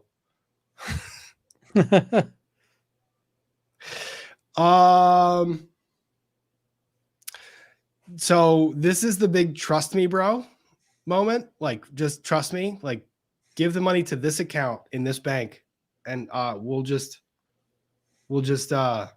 transfer it. Trust me, bro. Yeah. How did that work out for literally anybody? Not like they had not like they planned.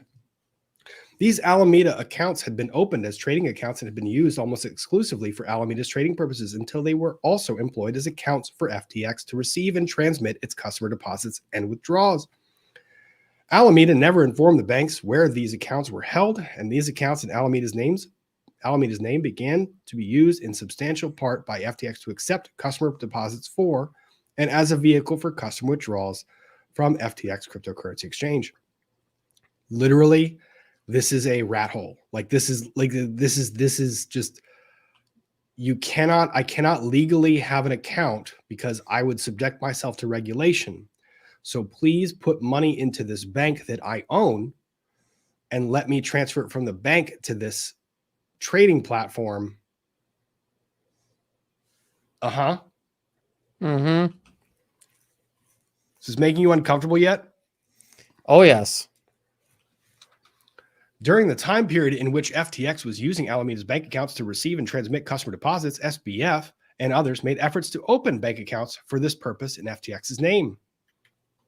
This makes it worse. Like, I know that what I'm doing is not okay, but do it for the interim while I try to get it regulated and done properly. Are you sure it's not better? I don't know. For the chat, it's not better. It's not better. In particular, it's the opposite of better. Through Alameda employees attempted to open an account for FTX at a bank in California, Bank One, the deposits of which were insured by the FDIC, and where Alameda already had bank accounts. Bank One made clear, however, that it would not open an account for customer deposits and withdrawals absent evidence that FTX was licensed and registered, including federal registration as a money services business, and that in any event, Bank One would need to conduct an enhanced due diligence process before opening any account used to process customer deposits and withdrawals. Ian, do you have your soundboard up? Do you have like an applause sound? Because good for Bank One. Give me 1 second and I will get the soundboard operational. We need that. We're going to need that for in the future, I think. Bank One, good for you. All right. Good for you. I've got the ability to do that. 1 second here. Let me find the soundboard. Why is this? My soundboard is being annoying. It seems like it may have frozen. That's fine. Either way, I'm we're resetting giving it. applause to Bank One. We'll get the applause in just a second. Yeah.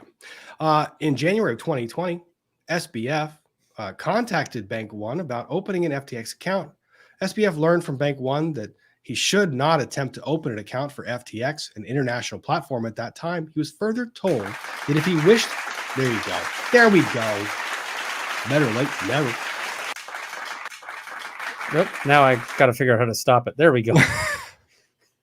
He was further told that if he wished to open an account to process customer deposit withdrawals for FTX, they would need to register as a money services business.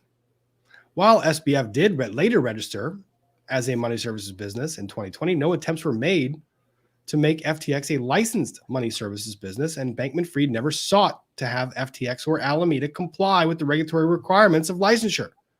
Instead, FTX continued to use Alameda trading accounts to accept customer deposits and process customer withdrawals. Nah, that's too hard. That's what that translates to. That's too hard. I don't want to do that. I don't want to do that. Oh. That's why. You were hiding. I was. How you doing, Mike? I've been chilling. You guys are teaching me about this guy. We're teaching. You're learning? I was listening to you, and it's interesting to hear it with specificity. It is interesting. But we're not allowed to learn on this channel. Well, it's your I think channel. we're allowed to learn. We can learn here. I have something I have especially for you.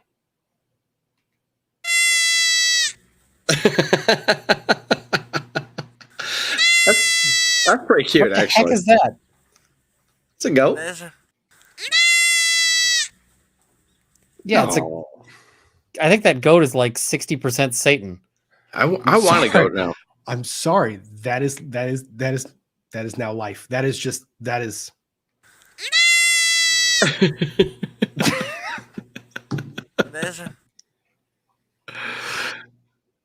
I don't know that I'll ever be able to hear a goat scream noise again without visualizing that goat.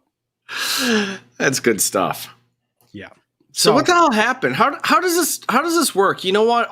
Half these knuckleheads were involved with Enron too.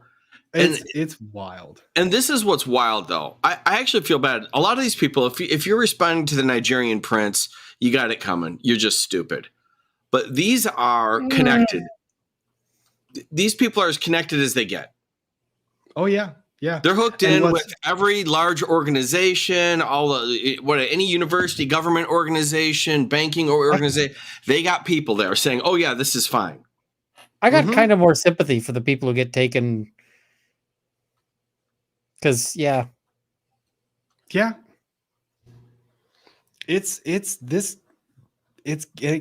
gets worse. So I mean, and I didn't know until after the fact. But you look at this guy, Sam. But like, if you see him talk, you're like, oh, that guy's completely full of shit. Oh, Mike, I can't pull it up on stream, but you have to just do a quick Google search when you have free time. Sam Bankman-Fried, South Park. I'm sorry. Sam Bankman-Fried, South Park. Just do Sam Bankman-Fried, South Park. I'm sorry, I can't pull it up because Warner Brothers has filed lawsuits about South Park content, and I don't want to be on the other end of that Warner Brothers lawsuit. Gotcha. But you know what? Let me do this. Let me pull this down for a second. Mike, what have you been up to, my friend? I haven't talked to you in a while. Well, I'll tell you what. Instead of actually reading pleadings, I'll tell you what's going on at Law Talk with Mike, and it's fantastic. What is it? Geriatric thruples. Okay, I'm tackling the big issues, the issues that matter to people. So how many have you been in? I don't know what the hell I'm doing. How did I know that Ian was lined up for that one? You know what? That's your line of practice, though. This was a divorce case, and you and Deborah actually drugged me into this by accident. I did nothing of the sort. Because I'm like, well, I like dumb, crazy court appearances, and there's no place that has more dumb, crazy court appearances than family law. That accurate. Is probably true. No, that's 100% accurate because the next competitor would totally be criminal law. Right. And it's not even close. But criminal's sort of rational. It's like, okay, well, this guy's like committed an egg bat because he wanted some money. These people, in a family that everyone's in their feelings. Oh, yeah. No. And this is why I like criminals so much better than family, because like you can explain to criminals, right? That what they're doing is a bad idea. And they're like, okay, cool. Family clients. Oh my God. Yeah, no. Okay. That's fair. That's a fair assessment. That's fair. You can explain the criminal. Yeah, if someone's a drug dealer, say, you're like, okay, well, that's bad, and people will die as a result of it, and I understand why society is prohibited, blah, blah, blah. But it's really profitable. I understand why everybody's doing what they're doing. Their motivations are quite clear to me. Yeah. I mean, the thing is that lots of crime is done for stupid reasons, too. Oh, yeah. But at the end of the day, they at least, they're not usually mad about everything. Like, you can convince them that what they're doing is stupid because it's like, hey, you're going to get more jail time rather than less jail time. Right. Like, okay. And if they have any rationality left, they'll listen to you.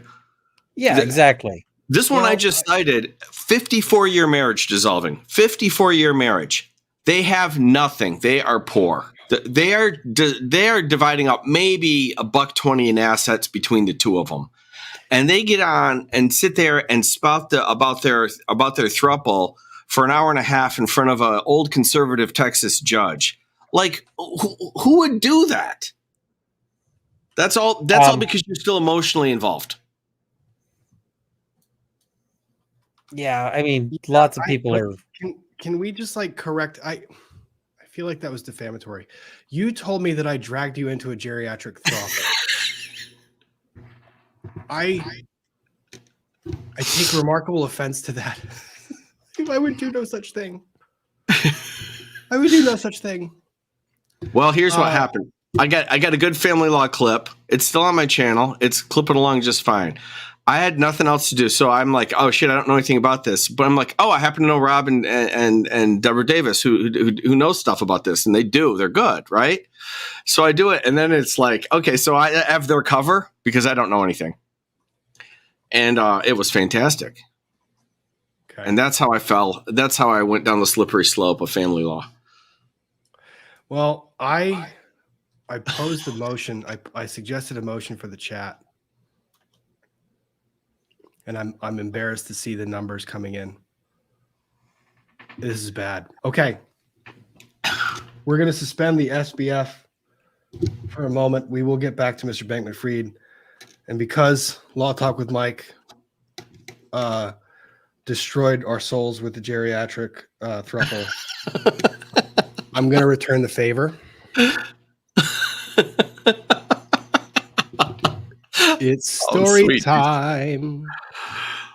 Where is this from? So you know who sent that? No, it's not. It's only one person who could send this. No. This was for the kids who sent this. And I think that the screen name for the kids, it's just poor choice of screen name when you're sending a book that says the title of the book is Hung Like a Horse. Yeah, no, that is a horse. Oh my gosh. There's a foreword. In this tale, you'll realize a very important fact. It doesn't matter how big or small, how long or compact. The most important thing of all is being just big enough. And being a gent is number one before you should be rough. What is this? This is gonna be. I have not read this book. I have to swoop. I have not read this book. Well, Kurt's in the really need Kurt for the dramatic reading of this. I have not. Nope. I have not read this book. I need to vet it. I need to vet it. It's probably best. It's probably best. So there once was a horse named Danny. His size was short and small, but all his brothers and all his friends grew up girthy and tall. Wow, this is the worst book.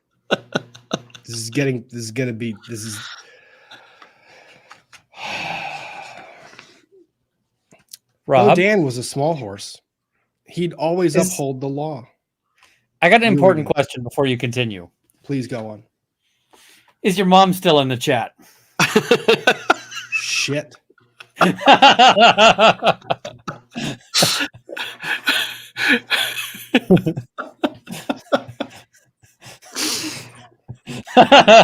Better not be.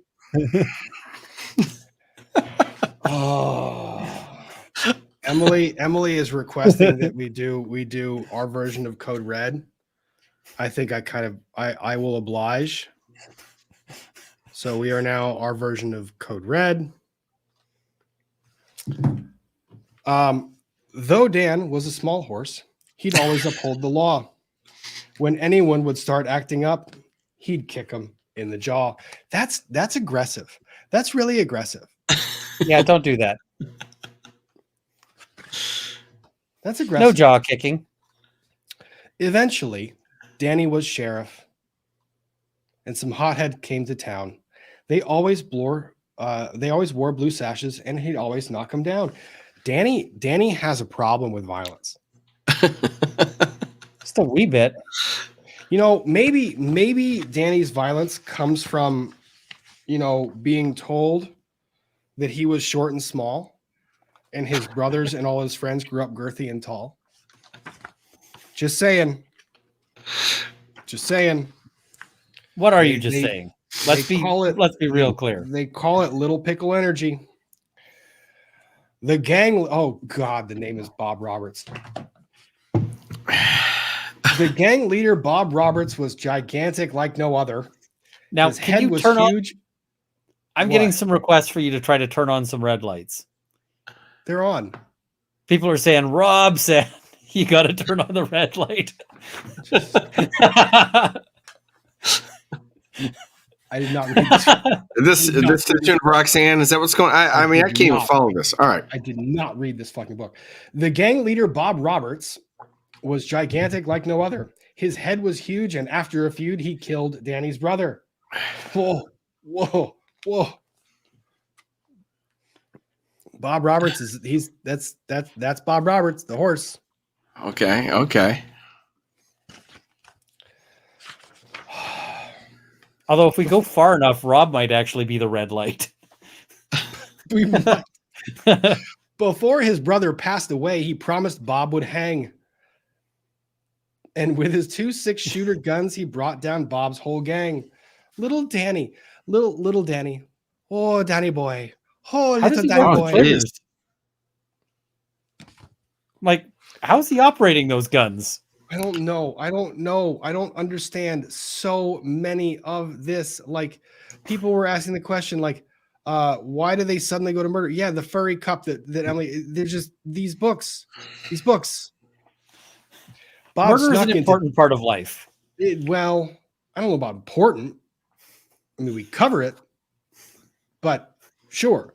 Bob snuck into Danny's house and stole away his lady. Oh, Big Bob. He went in and stole the missus. He kidnapped her and slapped her mouth. That's when he gave her a baby. What? That's just. You talked about domestics. This is domestic. That goes beyond domestic into something entirely creepier. Bob Roberts, you terrible horse. Bob went into hiding, but Dan knew just where he was. He knew that he smoked opium and he liked being high on drugs. What the? So wait, the horse smokes horse? There we go. I guess. Or maybe that's the next chapter. I don't understand. Bob went to jail. Good.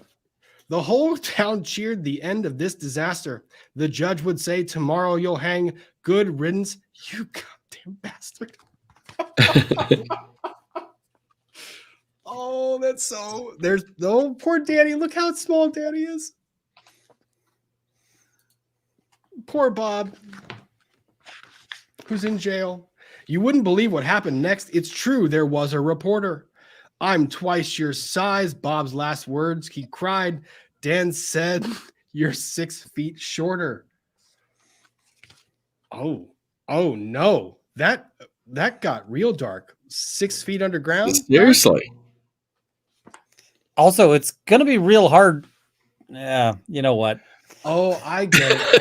Hung like, oh God. Just back that up, Ian. Just back it up. I now get it. Bob was hung like a horse. Oh, it makes sense now. Does it? No, Or does it just but hurt more? it just hurts more, like the soul. Oh no, that was the end. The end. Bob is now in the ground. Bob is. Oh no, I didn't see Danny is pissing on the grave. Oh no, no. Wow, no. they just take that to 11 like right away. That book was how many pages? And we had poor Danny who was short and Bob who was girthy and big, and what the fuck was that? What was that book? This is what you get?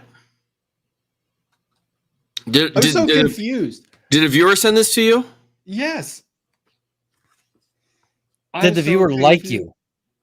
I don't know. But Bob's I'm twice your size. Bob, last words he cried. Dan said, "You're 6 feet shorter." And then Dan went and pissed on his grave. Oh, so violent. Why is it violent? That's the pee-pee energy. I agree. Linda's clam still wins. I have not read that particular piece of literature. These are I haven't these either. are the books. Yeah, so thank you for the kids for sending me this masterpiece of literature. And now we are all confused. One horse is dead, another horse is knocked up, knocked around and knocked up, and then Dan, the tiny PP energy horse, is peeing on a grave. I feel like we need this to just lighten the mood. Yeah. Just a little bit of it. Yeah, I was gonna say that didn't lighten the mood. That got dark. Oh. But the goat is cute. The goat is cute. So, wait, were you guys both in Texas? I Yes, saw like yes. two things on Twitter. I check Twitter like once a month, but I saw something that was really cool. Where were you in Texas? Middle of nowhere, basically an hour out of Uvalde. Yeah, So we got to ride Yeah. tanks. There's a definition when you say I'm an hour away from a town that I'm not familiar with. Yeah, it was fun. We got to ride tanks. It was a lot of fun. I have a video that I'm trying to. That is trying to, cool. like, edit I of, did like, see the that. I saw a tank. picture of Ian in a tank that you tweeted, Rob. Yeah, Yep. that's solid. This was a lot of fun. Yeah. So, anyways, now that I have traumatized half the chat, I think about 70%. oh, I don't even know what to think anymore. And the funny thing is, like, I know for a fact I've received messages for the kids. Sorry, chat. That's not where I thought the book was going. Hey, Liar. no apologies. Liar. Nobody for- innocently bought "Hung Like a Horse" thinking it had a happy ending. You know? Yeah. Well, Emily, I'm surprised that I want to go back to the geriatric. It was that Emily. That got dark. Just That got real dark, real quick. Just so long as the geriatric thought roll doesn't involve any like pictures or video. You know Why? what? or audio. Just none of the. Well, no, it didn't. Thank God. So we didn't have video of it. But That's a but good it did thing. get worse than just the throuple. So Did it become a quadruple? She testified she was afraid of him because he had weapons. And she said, well, he's got a gun, a machete, and an axe. And the attorney, of course, knows the answer. He says, well, where does he keep the axe? And he said, he slept with it under the pillow. And I'm like, okay, that's pretty new. psycho. Well, that's also just really terrible ergonomics. Yeah, it really is. How do you get a good night's sleep with that? I don't know, but Ian, you probably have a gun, a axe, and a machete within like reaching distance. Oh yeah. No, Probably. I actually right now I've got a holster, but that's not the same thing. Right now, my room is like my little space here is surprisingly de-weaponed. Oh my God, Emily. I've got a knife. Oh, Emily, I love it. It's terrible. It's terrible. And the chat's telling me that I have We can arrange pickle. The pale pickle. Everyone, yeah. I don't understand the YouTubes. I don't understand the YouTubes.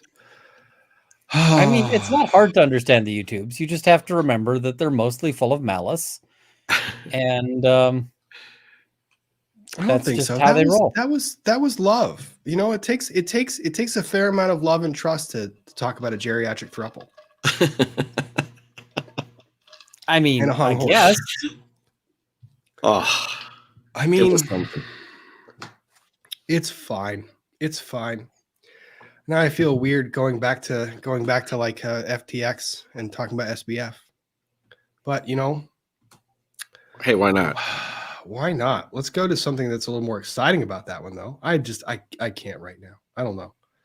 Sam Bankman-Fried, blah, blah, blah, took steps to conceal multi-billion. I'm going to go to the part that gets interesting. Audited financials, 39 pages of a lot of misdeeds and terrible things. There we go. Redirected. All right, let me go to this part. This part was the interesting part for me because this was the new material. Mr. Bankman-Fried made unlawful political contributions to acquire bipartisan influence. Oh wait, I have to swoop to get back into character. Back into character and swoop. We are back into character. Okay, Mr. Bankman-Fried made unlawful political contributions to acquire bipartisan influence as he used Alameda to siphon off FTX's customer funds and deploy them for political causes. SBF became one of the largest publicly reported political donors for the 2020 midterm elections, but his effort to influence politics did not stop there. To avoid certain contributions being publicly reported in his name, SBF conspired to and did have certain political contributions made in the names of two other FTX executives. Those contributions were made directly to candidates in the names of those executives, but with FTX and Alameda funds, quite literally siphoning money to third parties to make contributions so that he could direct that. SBF perpetuated the campaign finance scheme, at least in part to improve his political standing in Washington, D.C., increase FTX's profile, and curry favor with candidates that could help pass legislation favorable to FTX or SBF's personal agenda, including legislation concerning regulatory oversight over FTX in the industry. So the way this frickin' lays out is basically he goes and tries to buy a bank. That doesn't work out well. He goes to try and open a bank account for FTX. They say, nah, you can't because you have to have a bank account. You have to be regulated as a banker. And then he says, you know what we're going to do? We're going to bypass that. That seems too hard. We're going to give money to politicians so that they can change the law. As it turns out, it's easier to buy a politician than it is to buy a bank. Oh, yeah. Facts. Way cheaper, too. Yeah. Well, yeah, a couple million. It's not when it's not your money, it's easy. Yeah, it's basically a nod, a wink, and a smile, and they're going home with you. Like a geriatric throuple. No, that probably takes way more effort. To accomplish these goals, SBF caused substantial contributions to be made in support of candidates of both political parties and across political spectrum. Like I said, it ain't unique to one of them. SBF, however, did not want to be known as left-leaning partisan or to have his name publicly attached to Republican candidates. In those instances, when he wanted to obscure his association with certain contributions, he and others conspired to and did have those contributions made in the name of co-conspirator 1 and co-conspirator 2 have entered the pleadings. As part of this scheme, contributions were coordinated to be made in the names of those two FTX straw donors to candidates they did not necessarily support or know. These straw donations were instead made for purpose of furthering the political agenda of SBF while providing him cover to avoid being associated with certain contributions. And concealing the source of the contributions was, in fact, Alameda. Alameda, who had the money because they borrowed it from FTX, who stole it from customers and didn't actually acknowledge that it was being lent to Alameda. So that's a whole lot of unlawfulness. I mean, he siphons it through co-conspirator 1 and 2. Oh, that was a rhyme. I like that. It was fun. I kind of feel like he only follows the law by accident, and I just on rare occasions. I don't know to him that they're not really laws, they're suggestions. I think they're more of inconveniences. But this isn't just him. This goes deep. I don't know who's behind it, but this schlub couldn't do this by himself. This is speculation. You can speculate. Yeah, it's speculation. I'm just saying this guy with absolutely zero charisma didn't just walk around and hook up billions of dollars. He had a lot of help and a lot of people, and he was sort of borrowing the gravitas of other people and their connections with organizations to lend credibility and get this done. So there's a lot of fault beyond him. Well, Mike, I don't know if you were listening or you've been busy covering geriatric thruples and organ citizen stuff. We found out who posted his bond that were not his family members. One of them was the director of research for Stanford University. Another one was a retired Stanford University dean. Mm-hmm. So Stanford University covering itself with glory once again. Stanford University. Yeah. The thruple of Stanford University professors that just never ends. You know what? Let's stop envisioning some of these people as thruples, because I've seen the people involved in this. Yeah. And yeah. We're not going to disparage that. If that's what they want, that's what they want. I mean, he looks like me with an afro. Now I cannot unsee that in my head. And I at least have the good, I'm not sufficiently antisocial to have an afro, because that would just be violence upon the public. Can we try it? Can you try to make your hair an afro? No. Why? Because that would be psychopathic. No. I think you would look like a Sideshow Bob with gray hair. That would be like punching a kitten. I know people that would gladly do that. Yes, and they're Sam Bankman-Fried. So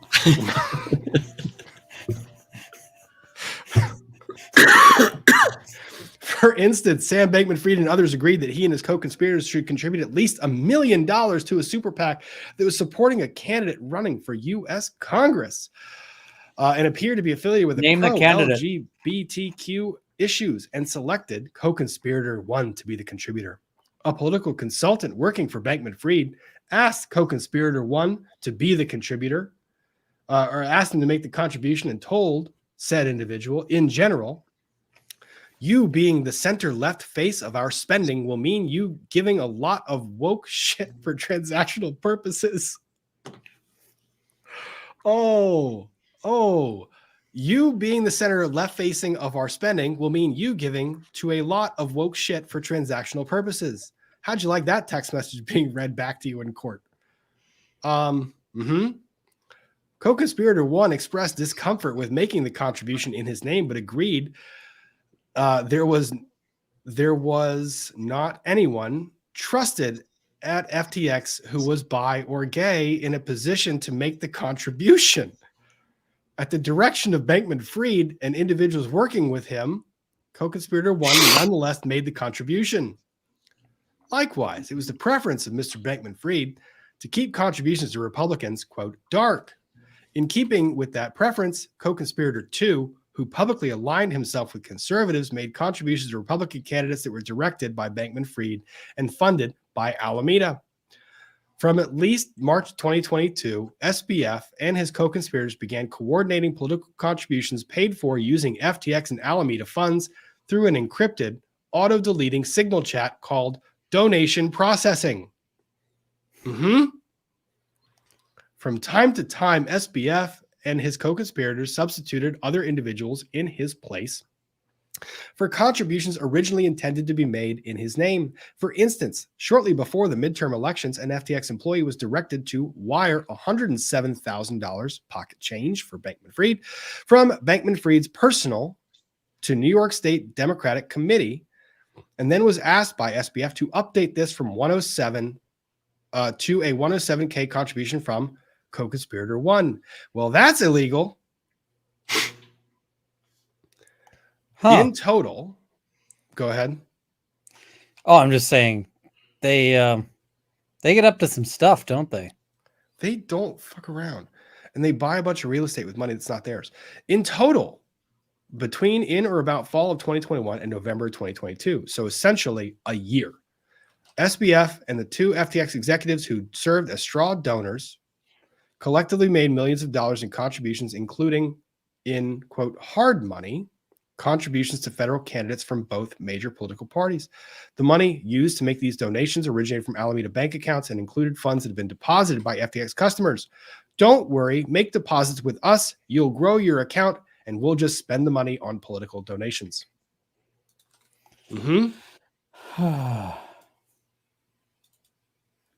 I mean, Mike might be right on this one. When they do all this stuff, though, this is what's hard. Since they're not keeping any books, they always, float this thing for a while, because if you're getting new money, then you can always pay anybody who wants to withdraw or whatever. But if they're not doing books, what are they doing? Statements? Or did you just say? Did you just rewind 10 seconds? You're getting new money so other people can withdraw the new money. Well, if all these sort of schemers. So if you draw a pool of $100,000 and blow it on coke and hookers, and then some of those people say, hey, we want our money back, but then you get, like, the next week you get $200,000. You pay back the first 100, like, no problem, and everyone's like, oh, they're legit, and then you just try to stay in front of it. Yeah, and thus Tom Girardi, which you won't. Yeah, it'll collapse. But in the meantime, while you're doing that, you have to send out statements or something. Like, it's all paper, it's bullshit. You don't have the currency to back it, but you have to at least claim, hey, there's growth, and they did. He did. It was booked and shown in an app. Like, you could see it. The front end showed none of this. The front end showed that you had made the deposit that was then transferred to FTX, even though the transfer wasn't really made.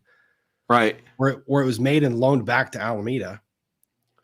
And you saw money. You saw it. It just wasn't really there. Oh, it's just so weird. All this is so weird. It's not weird. It's fucked. It's fucked up.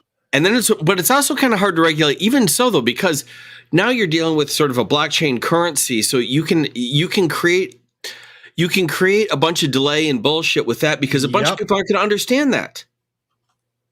Yeah, you'll have a bunch of banking regulators and stuff going, well, I don't know what the hell they're doing with that, but they don't have a bank account open. What am I to regulate here? And that's and but they can still think, I don't know, maybe they have all this crap worked out in some weird crypto voodoo that we haven't thought of yet. It's just kind of wild. It really is. It really is. And it's frustrating, just period. So all these contributions being made because he doesn't want to start a bank account. He doesn't want to get the certifications to do that. Doesn't want to be regulated. So why not buy off a politician and see if you can't get them to change the regulations? And this is probably these are the words, Mike, that you were looking for. They ran the business like a mullet. It was business in the front and party in the back. Thank you, Emily, for that contribution. Emily? Ian, if you're going to scold Emily, then I know that's a low blow. I'm going to make a face. Yep. Be like, really? Really? Is that what we're doing here? Yeah. So customer money goes to pay political campaigns because that's what you invest in. When you invest in FTX, you're buying politicians.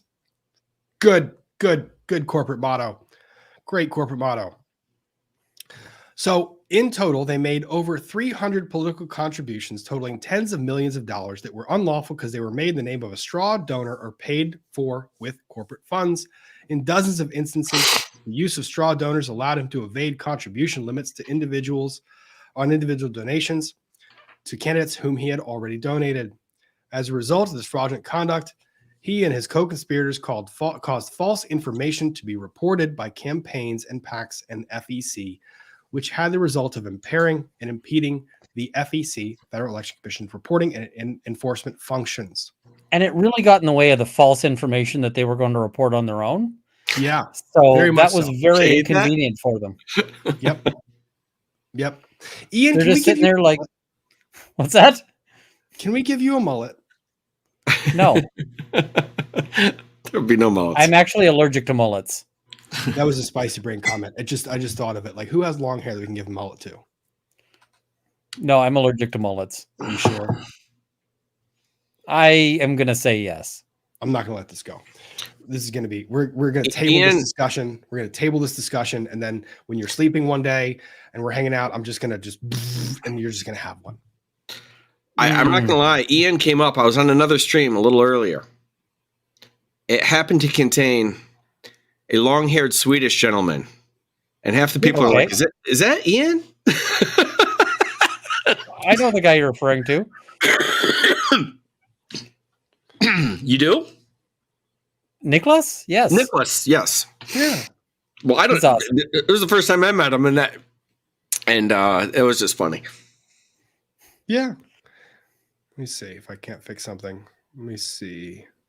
Nice guy. Oh, he's a great guy. Yes, Mike. Sorry, that was my fault. That was my fault, chat. Mike's volume was somehow freaking StreamYard. I think I owe Vices an apology, though.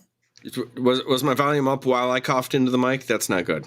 It was up while you coughed in the mic. And it was one of those things where it's like the last time a guest exits StreamYard, when they come back in, it saves the mic settings that were last used. And it was up really loud. So That's my bad. That's my fault. That's not Mike's fault. So, yeah. So to further conceal the scheme, SBF and his co-conspirators recorded the outgoing wire transfers from Alameda to individuals' bank accounts for purposes of making contributions as Alameda loans or expenses.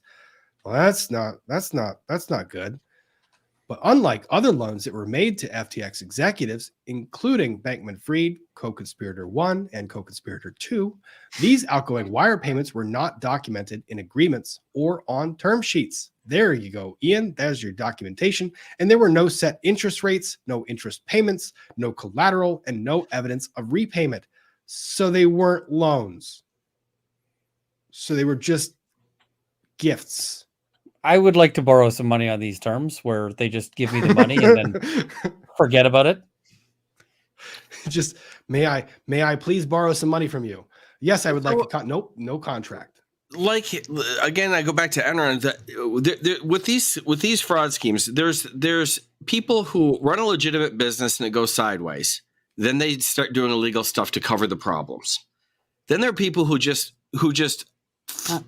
flat out from the get, we're criminals and we're perpetrating a fraud. That's what I see here. I don't see any attempt at a legitimate business that fell short and then they tried to recover it through illegal means. It wasn't. This is just a fraud. This was always their purpose. This was all. it is wild to think about, because it was the idea that money would keep flowing in and they were going to make this back up in the investments they were making on the side. So they would never actually have to account for the dollars that were being spent out. So let's just loan ourselves money to buy. So cool long as the things and stock pay off market politicians. Yeah, exactly. keeps going up indefinitely, Yes. or the crypto market keeps going up indefinitely, this plan is foolproof. Correct. All right. Anybody who is interested in crime, this is one of the dumbest ways to crime. Yeah, you get caught pretty well, unless you're like Tom Girardi, who has everyone in their back pocket and can get away with it for 30 years. I mean, they were trying to do that. They were. And to be fair, they kind of got close. Like, if you think about it, if that balance sheet had leaked, if there wasn't that little run on FTX, how much of this Bankman-Fried makes a remark in his prepared testimony for Congress when they asked him to go and talk. Dumbest idea ever. But he makes a remark in that prepared statement that basically talks about how he regretted filing bankruptcy. Well, yeah, you regretted filing bankruptcy. 100%, because you know what bankruptcy does? It shines a bright, shining light on all of your finances. Everything. I only wish I didn't go ahead and just expose myself to all of these things. Of course you did. I have clients who say that too, but they're usually referring to a different kind of exposure. Oh, damn it. Sam Antic Designs. Now this is stuck in my head. You heard the song Dumb Ways to Die? Yes. Dumb ways to crime. So many dumb ways to crime. I might have to make that song. I now am not going to get that out of my head. Oh, shit. Sorry. Yeah. I might have to make that song. Oh, dumb ways to crime. So many dumb ways to crime. That's now just completely stuck in my head. Viking Wolf by Blood, I do see that you're leaving. Thank you very much. You donated 50 memberships. I think some more as well. Thank you so much for being here. Get some rest. Thank you. Thank you. Thank you. I really appreciate it. And to those that are donating memberships, StreamYard will someday fix this so I can pull it up. Thank you for all that you have done. It is amazingly appreciated. You are optimistic. I am on the StreamYard stuff. I am. But you know what? What has always kind of blown me away, just I say I could never be surprised, but the generosity of people that come and watch and who come and contribute to these channels, and I mean across all of YouTube, to Mike, to Runkle, to my other friends on YouTube, is the generosity of the people that are watching. It's really pretty remarkable. So yeah.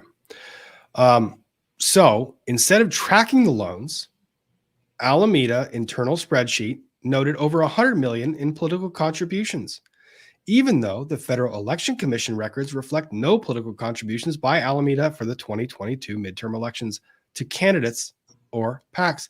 You know what's more than zero? 100 million. You know, lawyers are not good at math, but that feels like it checks out. And then, oh, this one's good.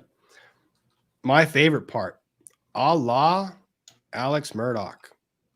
You know what's a great way to get yourself out of trouble? Agree to just don't shut your mouth. Just don't shut your mouth. Just keep talking and you will guarantee yourself you will be out of trouble. You will not be in trouble. Yeah, that's always how that works. That is exactly how that works. If you have the right to remain silent, you know what? Screw it. You don't need that. It's not important to you. Just go ahead and talk. I'm sure you can talk your way out of trouble every time. Yeah, all of my clients successfully talk themselves. Oh, wait, no, it's the other way. Oh, shit. They go the other way. Damn it. I forgot about that part. That's not how that works. It is Friday, so it is appropriate to say it is Shut the Up Friday. Yeah. I mean, that applies to every day. It does. It does. So there's never a day when you want to be talking. Yeah.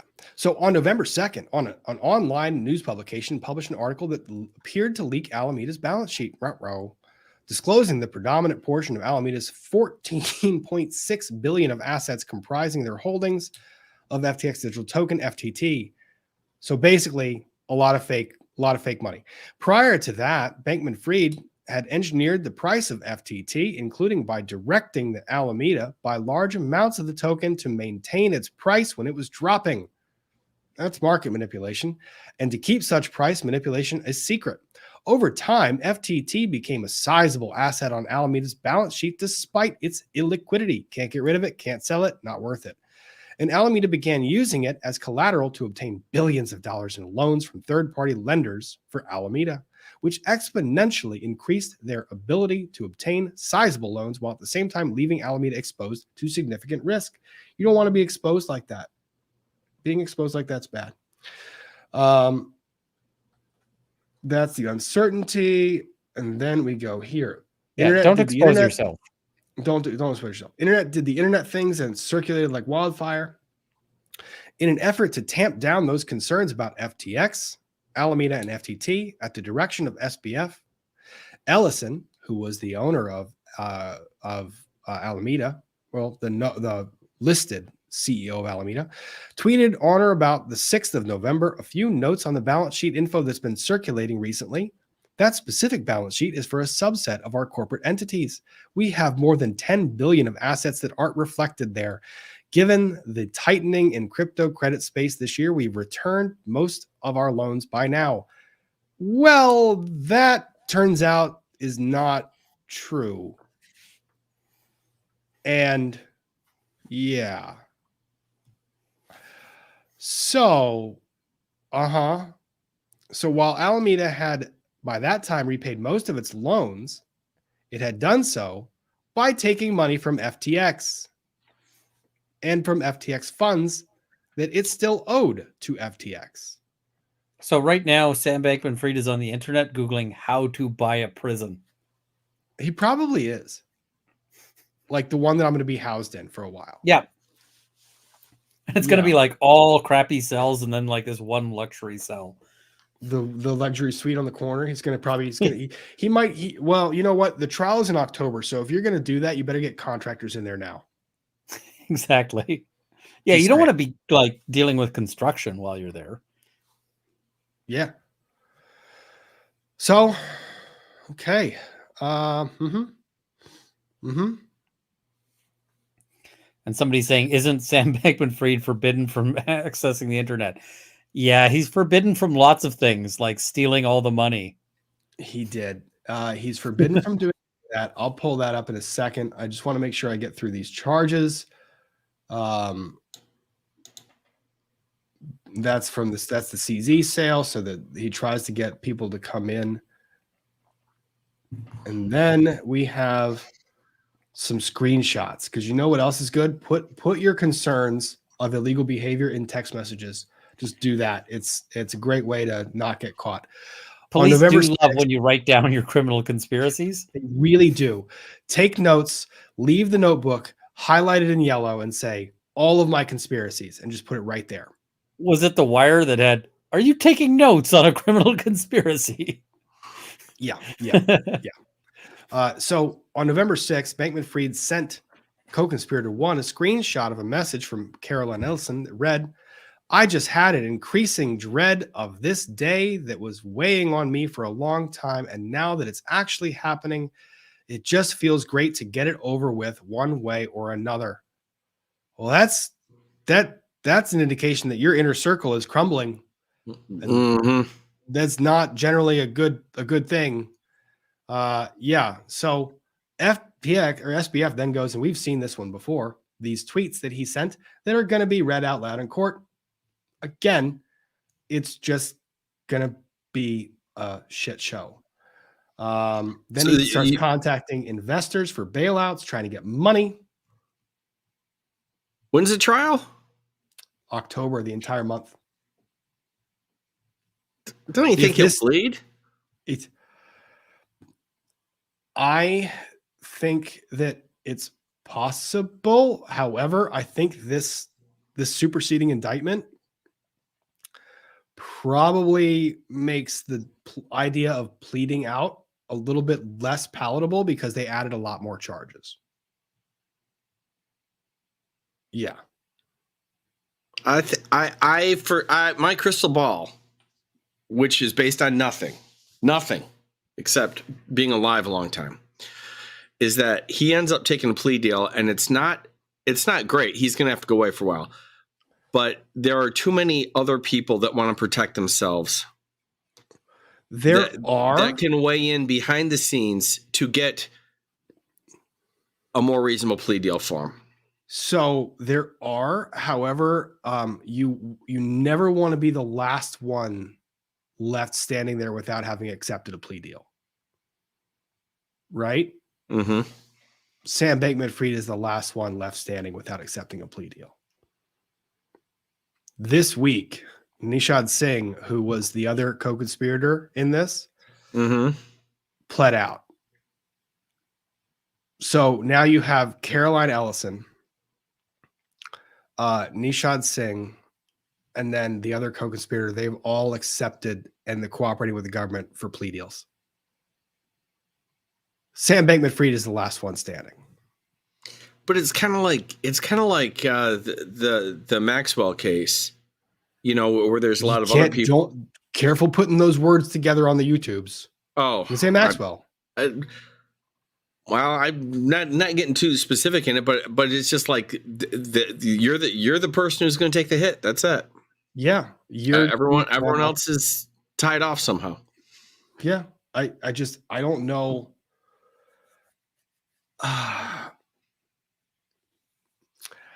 I don't know what the plea deals are going to be, and I don't think that he would accept it, because here's the other thing about Sam Bankman-Fried. And look, I don't care which way you thought Murdoch was going to go, one way or the other. It was pretty clear that when he took the stand and testified, every lawyer out there was screaming no. Like they were screaming, no, don't do that. But there are certain people who really do believe they have the ability inherently to talk themselves out of anything. And they've been so believed in the past that they've been so convincing to others in the past.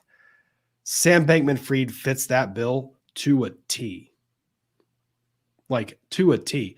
This is the person who was going to go to Congress, and within the first paragraph of his testimony in front of the House Commission on Financial Affairs was going to say, "I'm sorry, but I fucked up." Like that was his first line. He's not bright, this guy. I'm not going to say he's not bright. He's just not savvy. Well, he's savvy in some respects, just not legally. I'm just going to say I got no sympathy for him. And if he decides that he wants to take up hand grenade juggling, I'm okay with whatever hobbies he feels like he needs. I don't know if I like that hobby at all. Yeah. I mean, and people are asking, what did I think about Rittenhouse taking the stand? I thought it was a mistake. I mean, it worked out. Too, I thought it was a mistake. It was a lucky mistake. It was. I mean, the thing is I said it at the time. They had more knowledge than we do, but from the outside, it looked like a big old mistake. Yeah. But they said, like, we ran this by focus groups, and the way to get to an acquittal was he testifies. So they did the work on that, and I can't fault them for it. As much as from the armchair quarterback seat, it looked like all sorts of mistake. So that's fair. So they're facing liquidity issues. So at the time they're facing liquidity issues, SBF was trying to address the solvency crisis caused by him basically taking money from one of the companies and shifting it to another and not doing this thing properly the whole time. Then he goes and prioritizes certain disbursements at the expense of satisfying FTX withdrawals instead of other obligations.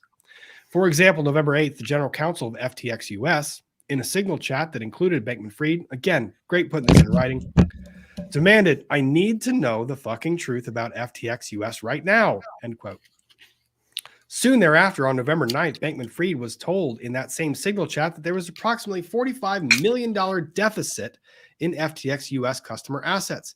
He responded that he had transferred $46 million from Alameda to FTX. Then November 8th, so that day, the day immediately prior, he suspended customer withdrawals. So good way to guarantee you're going to get in trouble. Tell people they can't get their money back. Great. I mean, really, I'm surprised they didn't go like, hey, we've got a bug that is messing up, like our front end is down, everything is fine. It's just, but yep. I don't know. People are bad at crime. Well, this gets even better, because you know what you do when you make a mistake like that? You compound it. So shortly after he suspends withdrawals, he reopens withdrawals for only those customers in the Bahamas, where he is physically present and living. I wonder why, just for those customers. Because they also own machetes. I know, resulting in millions of dollars being transferred and withdrawn from the exchange from the Bahamas, while other customers had no access to their funds. Yep. So and all of this Sky happens Ricky, on you are Signal. 100% correct. What was that one? Oh, saying Runkle is relaxed because his wife is chill and he has no stress. My wife is amazing. I am the luckiest guy on the planet, straight up. So all of the lending stuff ends up coming to fall with the bankruptcy filing. And here we have the different counts and charges in this new superseding indictment. So count 1, conspiracy to commit wire fraud on customers of FTX. That's essentially the same one. So conspiracy to commit wire fraud. Part 2, wire fraud. So there's conspiracy, then there's the actual substantive charge. Conspiracy to commit fraud on customers of FTX in connection with purchase and sale of derivatives, which is a separately regulated and a separate crime in and of itself, because derivative markets, 2008. Then there's an enhancement here. In furtherance, so the overt act enhancement. Oh, cool. In furtherance of the conspiracy and to effect the illegal object thereof, the following overt act, among others, was committed in the Southern District of New York and elsewhere in or about June 2022. SBF and others misappropriated FTX customer deposits in order to, among other things, satisfy loan obligations. Okay. Count 4, fraud on customers of FTX in connection with purchase and sales of derivatives. Count 5, conspiracy to commit securities fraud. That's a fun one. Count 6, securities fraud. So there's the charge and the conspiracy. Conspiracy to commit wire fraud on lenders. That's what a lot of bankruptcy cases end up resulting in.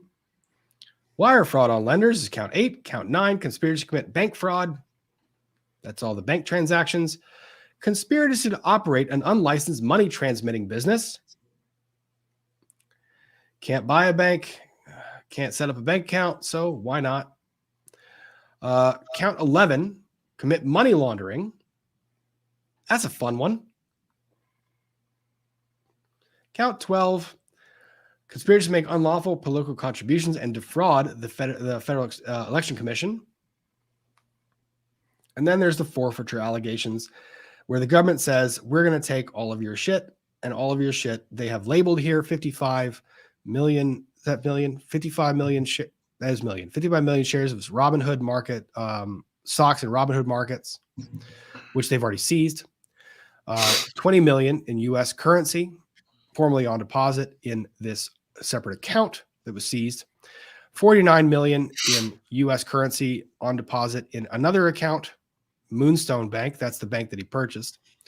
5 million in U.S. currency, formerly on deposit with Silvergate Bank. 719,000. Again, FTX Digital Markets.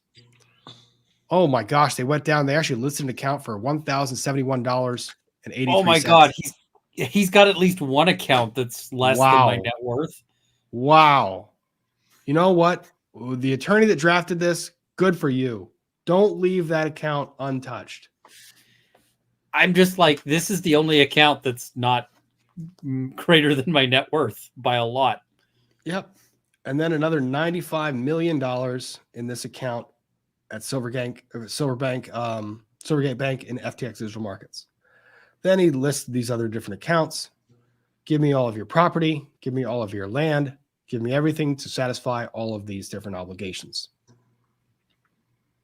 So Mr. Bankman-Fried's original indictment of 5 counts has now ballooned to 12. And Nishad Singh, the last of the co-conspirators that were charged, has pled out. Mr. Has he been Bankman-Fried's sentenced? That was a plea deal. I don't know that we have the terms of the agreed disposition on that yet. Now, is this one going to be live streamed? No, this is federal. Damn, because I was just hoping that this one would sucker a bunch of people into covering it live, because it'll be the most boring trials of all time. It will be. It really will be. The fireworks that have happened in this case have surrounded the bail, and that's been kind of fun. So he gets out on this bond.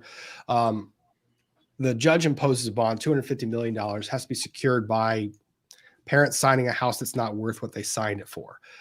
And then after he gets after he bonds out and goes and he's released on bail, he's supposed to stay in his parents' basement. If he gets his Stanford parents, campus.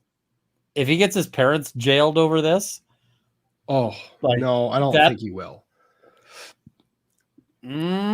Well, so here's the thing: he swore to the value of something and it ain't valued at that. They could get into some interesting territory. It's curious. He posts the bond, right? And he has the other signatories to it. And then after he posts the bond, it was only after he was released that the bankruptcy court, FTX bankruptcy, they identified the different account assets, and then they notified the feds. The feds come in and swoop in and seize all of it, including the Robinhood shares, which were an account in his name. And now he has no money, like none. And they said, sorry, we know that you thought this was safe. It's not. The bankruptcy trustee has been working with us the whole time. This is now ours. You have no money. Yeah. I hope his card gets declined if he's trying to buy a box of condoms at the gas station. It might be. But then again, he also then goes and communicates with different third parties, possible witnesses to the case, and says, let's get on the same page. He does so via Signal and email. And then the government says, wait, he's trying to mess with our witnesses. So that was one thing. That's the time when you throw him in a box and you just... it gets worse, Ian. How can it get worse? He's not supposed to do any of the financial, like, criminal activities when he's out on bail. You're not supposed to do any kind of criminal activities when you're out on bail, financial or otherwise. Understandable. But the Super Bowl comes up. And he very much wants to watch it, but not on like the regular TV, like us humans. He wants to access his Bahamian, what is it, the NFL? What's the digital pass you get? Like, you know what? Red Zone. Yeah, he wants Red Zone. So counter offer. I will watch it for you. I will print out every frame of watching it, and I will make you a giant flip book. Well, and that's what I meant. That's my counter proposal for Sam Bankman-Fried. In order to access NFL Red Zone, this is his explanation. He says, I'm not going to watch it on the regular TV. I need to access my VPN. He has a VPN that he decided was a good idea when you're under investigation when you've been charged for financial transaction crimes. Let me go ahead and access a VPN that obscures the ability of the governments to keep track of all the shady shit I'm doing, because I need to watch NFL Red Zone, because I have to watch Rihanna do that halftime show. I mean, it was a really good halftime show. It was. That was on TV and the internet everywhere. So the judge kind of said, you keep fucking up, we're going to pull your bail. He landed in the world of find out, is what you're saying. He's close to it. The judge hasn't done it yet. He's really close to it, though. Where's he? So is he in his parents' basement? He's in his parents' basement. The judge has and now they're briefing the issue of whether the bail conditions should be modified. But the Fed's in the house now. We'll see. Yeah. So people are saying we need to do a little bit of palate cleanse. So I don't have Malort, but I do have this. Ain't no from what you can. Trust. A spoonful. Got your mustard right here. A spoonful is fucking child's play. That sounds Let's get good. into this. You know damn well that first spoon wasn't gonna cut it. There's, for the first time in forever, and possibly my whole life, there's not some bullshit, obnoxiously difficult fucking seal to take off on this. Oh! Is that horseradish? Fuck. I take my... fucking damn it. It's all good. I love horseradish. Ugh.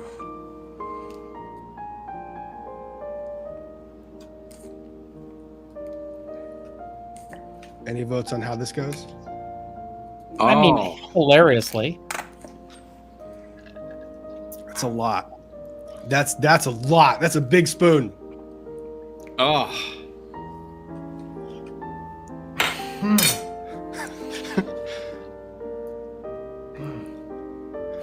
Good night, sweet prince. You don't figure this Oh my god. was. Oh, come on. That shit is whew, zesty. I'm just fascinated. Wow. What a marvelous snack. Oh, my sinuses are clear. That's just great. I'll remember that next time for when I'm sick. Or maybe just take Mucinex. I don't fucking know. You know how it goes. Give away fucking follow on the Instagram. Was As always. Yeah. Beautiful Wednesday. My eyes are burning. is that like regular mustard? That's basically, yes, like mustard, like ground, like mustard. I like mustard too, but I mean that's your head would explode. That's excessive. Oh my god.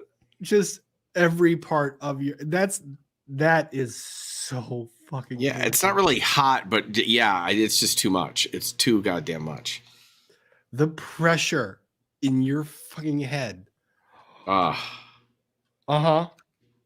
So, but I feel like I also have to I have to give Mike the treat that's going to make the entire chat hungry. This one. Ian, I saw your face the second that I said that. No. Bad. No, I meant hungry for food. Food. Did you saw now? your face. No. Dude, this looks awesome. I'm gonna make this. We're gonna pour I'm all gonna this make this. crap over some fries. Oh yeah, and then hit it with hot sauce when you're done. Yeah, and ranch dressing and all. Yeah, yeah, whatever you got. Throw some chili on there. Yep. Oh, that's a thing of beauty. It's very hot. Yeah. That is seriously making me hungry. But this is what I did in the chat earlier. You know what that does to your body? Makes it happy? This.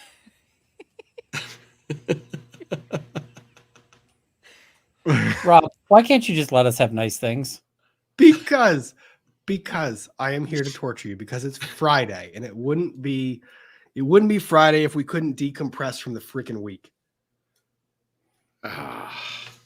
So that is that. What a freaking life. Well, I learned something. We learned something. Sam Bankman-Fried. You know, I never get surprised. You just never get surprised. Who was the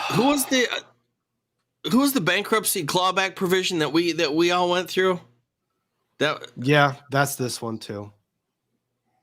That was this. No. So we did a stream, I don't know, a few months ago. That wasn't Murdaugh, was it? No, it wasn't Murdoch. That was Girardi. That was Girardi. It's all these. What is with the financial crimes right now? Everywhere. Well, they've always been there. They have. I guess I just never really paid as much attention to it. It's just that this guy happened to get caught. It's you know. Did you ever watch American Greed? Back in the day? You just mean like No. the news? No, it was a TV show, which was basically this. Just a bunch of people doing this stuff. Yeah. Let me see here 1 second. Because that was, yes, it's this crazy junk. Sorry, got distracted for 1 second here. That's the motion to dismiss. So I wanted to pull the Brett Favre stuff next. Because Brett Favre, did you hear about this, Mike? I know you like football. No. You didn't? What's going on with Brett Favre? Brett Favre filed a defamation lawsuit against Shannon Sharpe and Paul McAfee. And what? I need to go to bed. Don't get me sucked into this. Now I'm curious. I don't know who any of these people are. Basically, Brett Favre, let me pull this up. I'm gonna watch the South Park version of Sam Bankman-Fried. I need to watch that. Like that was gonna make I'm gonna do that later. I am. That's on my agenda. So rather than go through, because I don't think I have time to go through the lawsuit, what I want to do is I'll read through the article because I want to pull the lawsuit up when actually I want to file. I think there's gonna be motion to dismiss. But we're gonna pull the Sports Illustrated article reporting on this. Get it over into this defamation. Brett Favre. Okay, I didn't know about this stuff. Yeah, another defamation lawsuit based on some misgivings on his actions. So let's see here. Let me pull this up. Present, share the screen, and then I do this, and then I do a swoop, and then we go into that lawsuit. Now we're in the lawsuit. So Shannon Sharpe and McAfee included in defamation lawsuits filed by Brett Favre. Former NFL quarterback Brett Favre has filed 3 defamation lawsuits against sports commentators Shannon Sharpe and Pat McAfee, as well as state auditor Shad White, according to ESPN's John Barr and Anthony Oliveri. Favre is currently one of dozens of individuals being sued by the state of Mississippi for misappropriating welfare funds and an investigation involving him back in 2020. Favre was found to be involved with the donation of millions of dollars to athletic facilities at the University of Southern Mississippi from the State Welfare Fund. Yeah. On top of this, Favre allegedly funneled funds from his charitable foundations to be used for the athletic facilities. That violates all sorts of laws governing boosters and what you are and are not allowed to do. But Favre is currently in this lawsuit, or rather in this criminal investigation, and has filed a second motion to dismiss that charge, but it is still pending. That is relevant for these purposes. So this in the federal case is still pending, or rather the criminal charge is still pending, and he's seeking to dismiss it, but it has not yet been dismissed. Okay. The lawsuit against Sharpe, co-host of FS1's Skip and Shannon, Undisputed, is based on the former NFL tight end calling Favre a sorry mofo to steal from the lowest of the low. And that Favre stole money from people that really needed that money. The lawsuit against former NFL punter McAfee, if you ever want to see some cool NFL clips, look at McAfee hitting people. Like he was a punter that liked to hit people. It was great. Great clips out there. Stems from the NFL personality calling Favre a thief who was stealing from poor people in Mississippi on his podcast, the Pat McAfee Show. Pat McAfee. In regards to the lawsuit against State Auditor White, the lawsuit claims that White has made egregiously false and defamatory statements accusing Favre of stealing taxpayer funds and knowingly misusing funds designed to serve poor folks. I mean, however, go ahead. Well, it's really in poor taste. That's what politicians are for. You can't just step in on the racket like that, you know? It's true. They do get really upset if you start stepping on their toes. Yep. However, ESPN comes back and says everything Auditor White has said about the case is true and backed by years of audit work by the professionals at the Office of the State Auditor. In the civil lawsuit against Favre and dozens of others regarding the welfare scandal, text messages from Favre to nonprofit founder Nancy New show that he received state welfare funding from former Mississippi Governor Phil Bryant to build a new indoor volleyball practice facility at the University of Southern Mississippi, his alma mater and where his daughter plays. So he's funding money or trying to build a brand new volleyball practice for his alma mater. My God, he could just pay for it with the money he made. I know. That's the big issue that everyone's having with this one. Yeah, just ride in there like a stud and pay for it, have it named after you, whatever. Yep. I mean, and if you don't want to have it in your name, you can just like show up with a suitcase full of money and an NDA. Yeah. So I apologize. I misspoke. It's not the criminal wrongdoing. It's a civil suit to recover the money. So the messages also show that Favre reportedly received a separate $1.1 million welfare contract to promote the program, with Favre offering to record a few radio spots. However, he did not do the radio appearances. Favre has not been charged in any criminal wrongdoing and has reportedly repaid the $1.1 million. He said he didn't know the money he received came from welfare funds. The text messages would suggest otherwise. On top of this report, a report released by The Athletic in September detailed the Favre's charitable foundation, Favre for Hope, donated more than $130,000 to University of Southern Mississippi or Missouri? Mississippi. Around the same time, the former NFL quarterback was working with the state governor to fund a new volleyball center at the school. So Shannon Sharpe's remarks, these are the remarks that are going to get him, or that he's being sued over. You got to be a so if that a poor state, Brett Favre is taken from the so if that a poor state, Brett Favre is taken from the underserved folk to steal. You already know you're doing something wrong. From the lowest of the low, for some damn volleyball arena. Well, Brett Favre did for his alma mater. No, he didn't get no money. Mississippi is the poorest state in our country. It is. Its citizens pay me. Is there any way the media can find out where it came from and how much?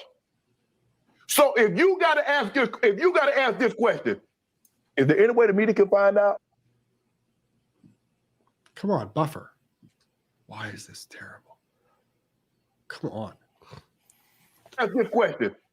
Is there any way the media can find out? Bankman-Fried is stealing the pixels right now. Apparently he is. Apparently that VPN is in my computer because I'm live streaming. I'm live streaming right now, but still can't get that to go. That doesn't make much sense at all. But here's Pat McAfee's statements, and I think this one is where he's going to get in. You tell me. I want you to tell me. We're going to play those. These are the statements. And you tell me if this can serve as a basis for. What's with that guy's? I mean, it's a terrible frozen frame. We're not going to comment on it. We're just going to. It's a terrible freeze frame. Wrestling mask. There's all these other things. I'm not going to. Terrible freeze frame. It's a bad freeze frame. It's unfortunate. I'm just like trying to figure out the structure that's going on right there. Yeah. Like, where is his chin moving right now? Yeah. So here we go. This is McAfee. You tell me if you think this can serve as the basis for a defamation lawsuit. Honestly, there are limited times where I go, Brain, what a good job there. As Aaron's talking about, learning about being tough from the guy that played football before him, Brett Favre at Green Bay. My brain literally was like, we're in holiday season. Brett Favre, what did he do? He didn't just steal from the poor. Yeah. What is wrong? Please tell me what I'm doing wrong. Who dresses this dude? I don't know, but yet another unfortunate freeze frame. How long are we going to be in this freeze frame? Kid, come on. Literally was like, we're in holiday. Son of a bitch. I'm going to find this on another. Let me find another poll for this thing. This is ridiculous. Ridiculous. Are you currently on the internet via coat hanger? No. I don't think so. Why would I be on the internet via coat hanger? That's that's rude. I don't know why my internet is interneting. Pat McAfee. Come on.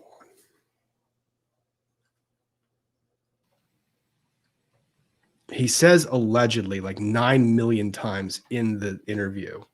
Oh, I mean, that's a cure-all for defamation. When you're talking about a public figure and you're reporting on reporting? Maybe. Yeah. Not necessarily, though. Well, you can't just wave allegedly like it's a magic wand. I know that, but you also can't sit here and basically say, I'm a public figure and I'm going to file a defamation lawsuit because you're saying things. But here's the thing, because you're saying things about active litigation that's pending against me. Like sure. The statements being relayed are about an active lawsuit alleging misconduct by Favre while this lawsuit's still pending before it gets dismissed. That's fair. It's just, I've watched a lot of videos where people are like, allegedly. Yeah, like, that's a fair qualification. I'm trying to find the one freaking clip wherever it is located. It's like, if you go allegedly Bob down the street is, a mass murderer or whatever. It's like, yeah, no, that doesn't help. Mike, you were muted. What did you have to say? I can't remember. I guess I just don't know the facts well enough, but I don't think that I don't think they can use truth as a defense because I don't think he stole money from poor people. It's that. I get the characterization and they mean it loosely, but you are attacking someone, and even in the litigation, they're not alleging that he went to poor people and took their money. First of all, poor people don't have any money to steal. Well, let's start with that. To the extent that funds were diverted, it's from a government agency, not him. He may have done something wrong. I'm not defending him. I don't know anything about this case. I mean, people do steal money from poor people all the time. So here's the case. The underlying case. Former Mississippi governor helped Brett Favre obtain welfare funds for University volleyball stadium. So it's use of welfare funds from the state treasury for welfare purposes to go and build a volleyball center at another university. So an investigative report by Mississippi Today revealed Tuesday that former Mississippi Governor Phil Bryant helped NFL quarterback Brett Favre obtain welfare funds in order to help build a new volleyball center.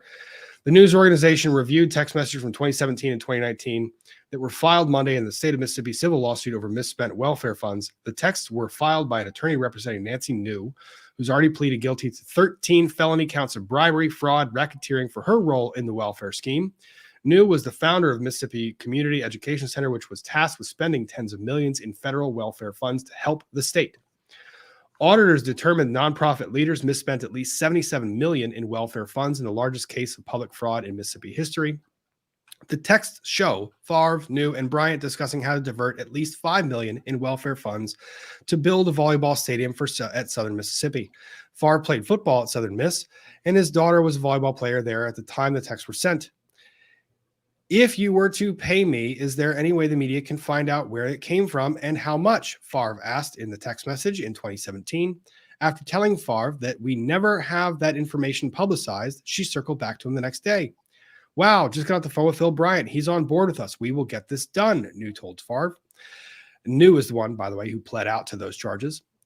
In another text sent July 2019, Bryant told New he had just finished meeting with Favre and asked her if they could help him with his project. Favre's attorney, Bud Holmes, denied to Mississippi Today that the former quarterback knew he received welfare funds.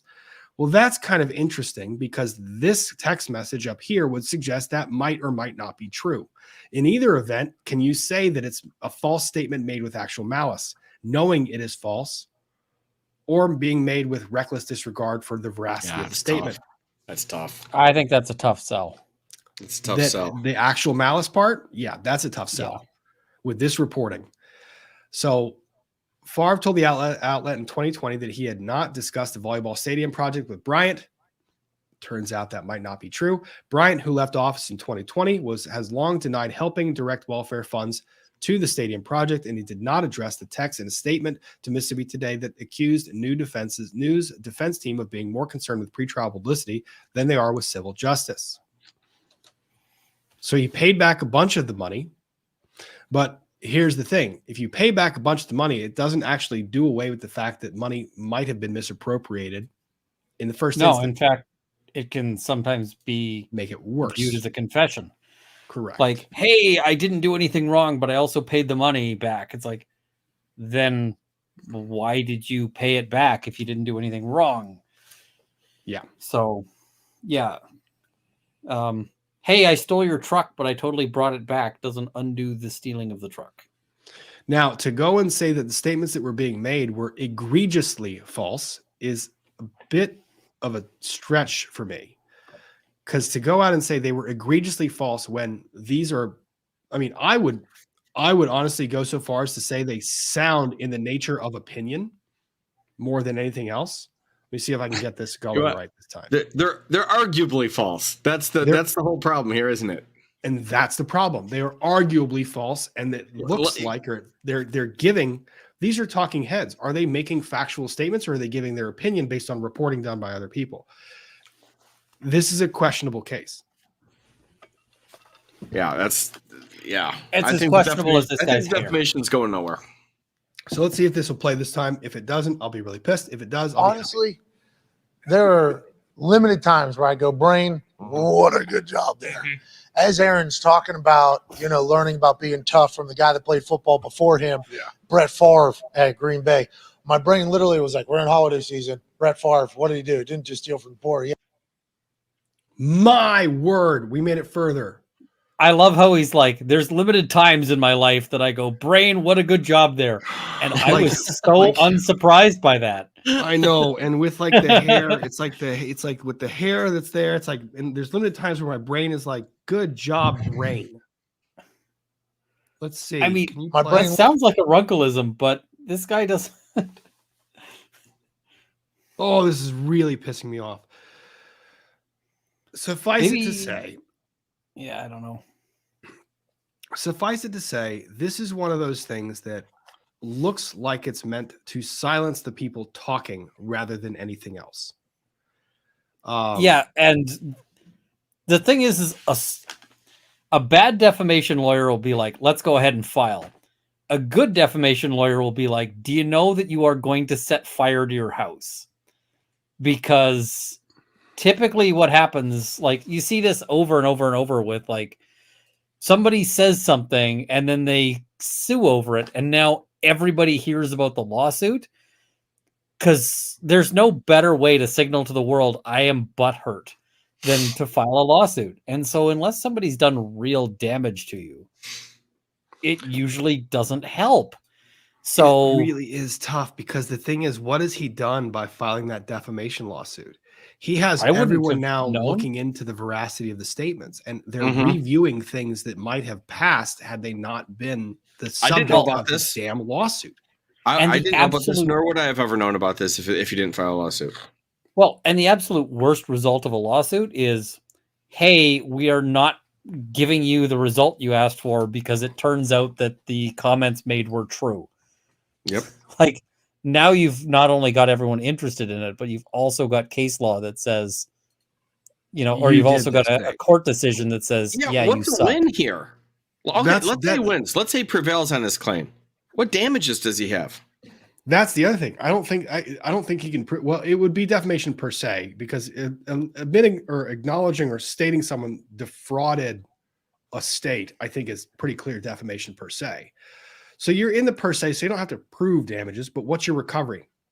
Yeah, the whole trial over the statement and whether it's true or not. You get, because that's the thing. If I'm Shannon Sharpe or Pat McAfee, I'm claiming truth of the statement, and I'm saying, oh, this is great. I can now bring in this entire thing. Give me all the pleadings from the civil lawsuit.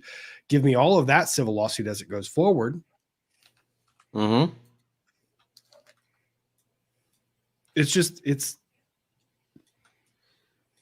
Yeah, these statements are certainly maybe damaging to him personally. They hurt his feelers, but he can't show any loss of income as a result or anything like that.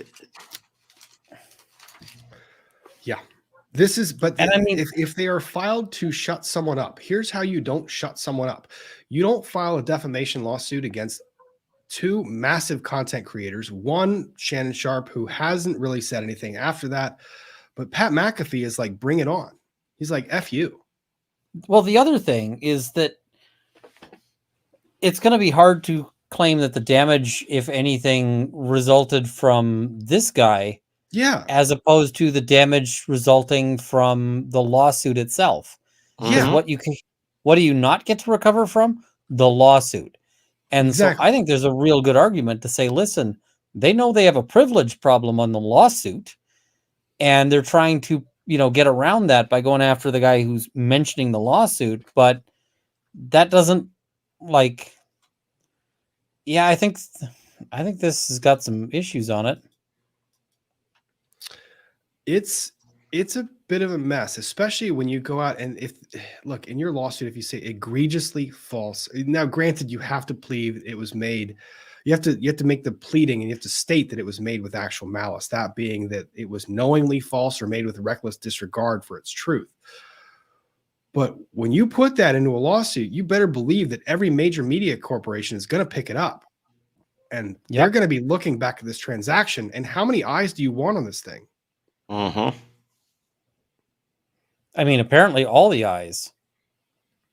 Yeah. So McAfee, in his podcast on Friday, 2-3 weeks ago, in response to the lawsuit, says, we take a lot of pride in our work. We had to cover that situation. We certainly said alleged, McAfee says. And a lot of people are wondering how my lawyers are going to handle this. You know it. I ain't got them. So let's ride this fucker. I'm excited to see how it goes. I'll see you in court, pal. This is going to be interesting. He'll get a lawyer before it's over. He will. Oh, yeah. But it's still a bold statement. It's going to be remarkably interesting to watch. If he gets a competent lawyer, this will get dismissed on motion. This will be done with dispositive motion. And not only that, but he might end up walking away with money. Because if it's now this lawsuit was filed, I think it was in Mississippi. Is Mississippi anti-slap? Let me see what their anti-slap law is like. Let's see, investigation, complaint. Well, even places that don't have anti-slap, some of them have provisions that can result in payouts if it's a lawsuit designed to silence somebody. Correct. Which is that's anti-slap. Well, anti-slap lets you throw it out earlier. Some of them, those can only be triggered afterwards. That's true. Some of them can get recovery if you prove that the defamation was wrongfully brought. So just different rules and so forth. Where was this damn thing filed? Filed lawsuits in Mississippi. So they were filed in Mississippi. Mississippi anti-slap. Let me see what the anti-slap law is like. Mississippi, my SSI, SSIPPI.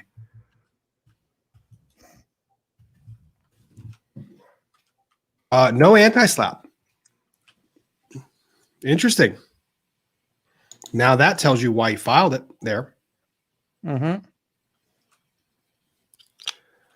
Because no anti-slap means that it doesn't get dismissed before discovery. Now you get discovery. However, if I'm McAfee or anyone else that has funds, I'm leaning into this thing. So you want to go there? You want to try and file a lawsuit against me for defamation? Let's go ahead and prove this case. That'd be interesting. Okay. I think it's a poor move. It's just dumb. I don't, he wasn't charged with crime. Apparently, I don't think he will be. I don't know how bad it was, but it doesn't look good. It just doesn't put him in a good light under any circumstance. It's a rough position to be in. You don't want to be there at all. And why draw attention to it? Son of a, it's nothing. It's the Amber Heard counterclaim. It's the Amber Heard counterclaim where it's like, you just judgment call. Shouldn't have brought it. You might be really pissed that these things are being said about you. Mm-hmm. But from a strategic standpoint, it's just not smart. Yep. Yeah. No, it's you're Streisand affecting yourself. Yes. As is evidenced by the fact that it's being covered on YouTube's by different lawyers. Yep. Like, hello, I mean, I wouldn't have known this was going on. I wouldn't have It's known sports this. ball. They would have chirped about this on a couple channels, but most of the country would not have noticed or cared. Well, and it's funny. And the funny thing is that thanks to the viewers that end up sending this stuff to me. So this one was Jen. Jen from on Twitter sent me this, and I hadn't even seen it until today, and pulled the information. I was like, well, this is stupid. And I mean, stupid as in judgment call of filing the lawsuit. I thought it was interesting to talk about, but hey. So in either event, I'm going to catch up on super chats, and we're going to get out of here before 4.5 hours, as last night. I got to scoot. You go do your thing. I've learned too much on your damn stream You know tonight. what? I'm here. I'm sober. I'm paying attention to you guys talk about. Isn't it great? FTX. Sometimes. Is it? I don't know. I didn't know anything about this situation. Now I feel like I'm up on the. I feel like I'm on top of things. But you did learn this. You did learn. You did learn how horses are hung. And Bob Roberts got hung, and that hung horse got their grave peed on. So we learned, Mike. I learned that the title to my biography has been taken. That's what I know. But yeah, something else. All right. Everyone, go check out Law Talk with Mike. He covers a lot of great stuff. If you ever need a laugh during the middle of the week, absolutely, highly recommend checking out any one of those streams. Thank you. Laugh is infectious, and the coverage is really funny. So thank you, Mike, for joining. Good night, you guys. Night, buddy. Ian, I'm going to burn through super chats. Are you going to stick around? Or you want to jump off? Yeah, I'll stick around unless you want to boot me so that you can get through them. That's also allowed. Okay. We'll be okay.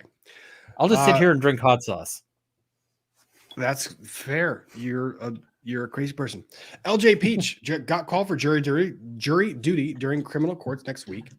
After 10 years of working with the local PD outreach and neighborhood watch, I got sent to 5 courtrooms before they told me I could go home. Ouch. Ouch. Thank you for the super sticker, Jenny, and the super sticker, Susan. Honk Banana, no. Guys, I just found out my toaster isn't waterproof. I was shocked. Oh, that is so terrible.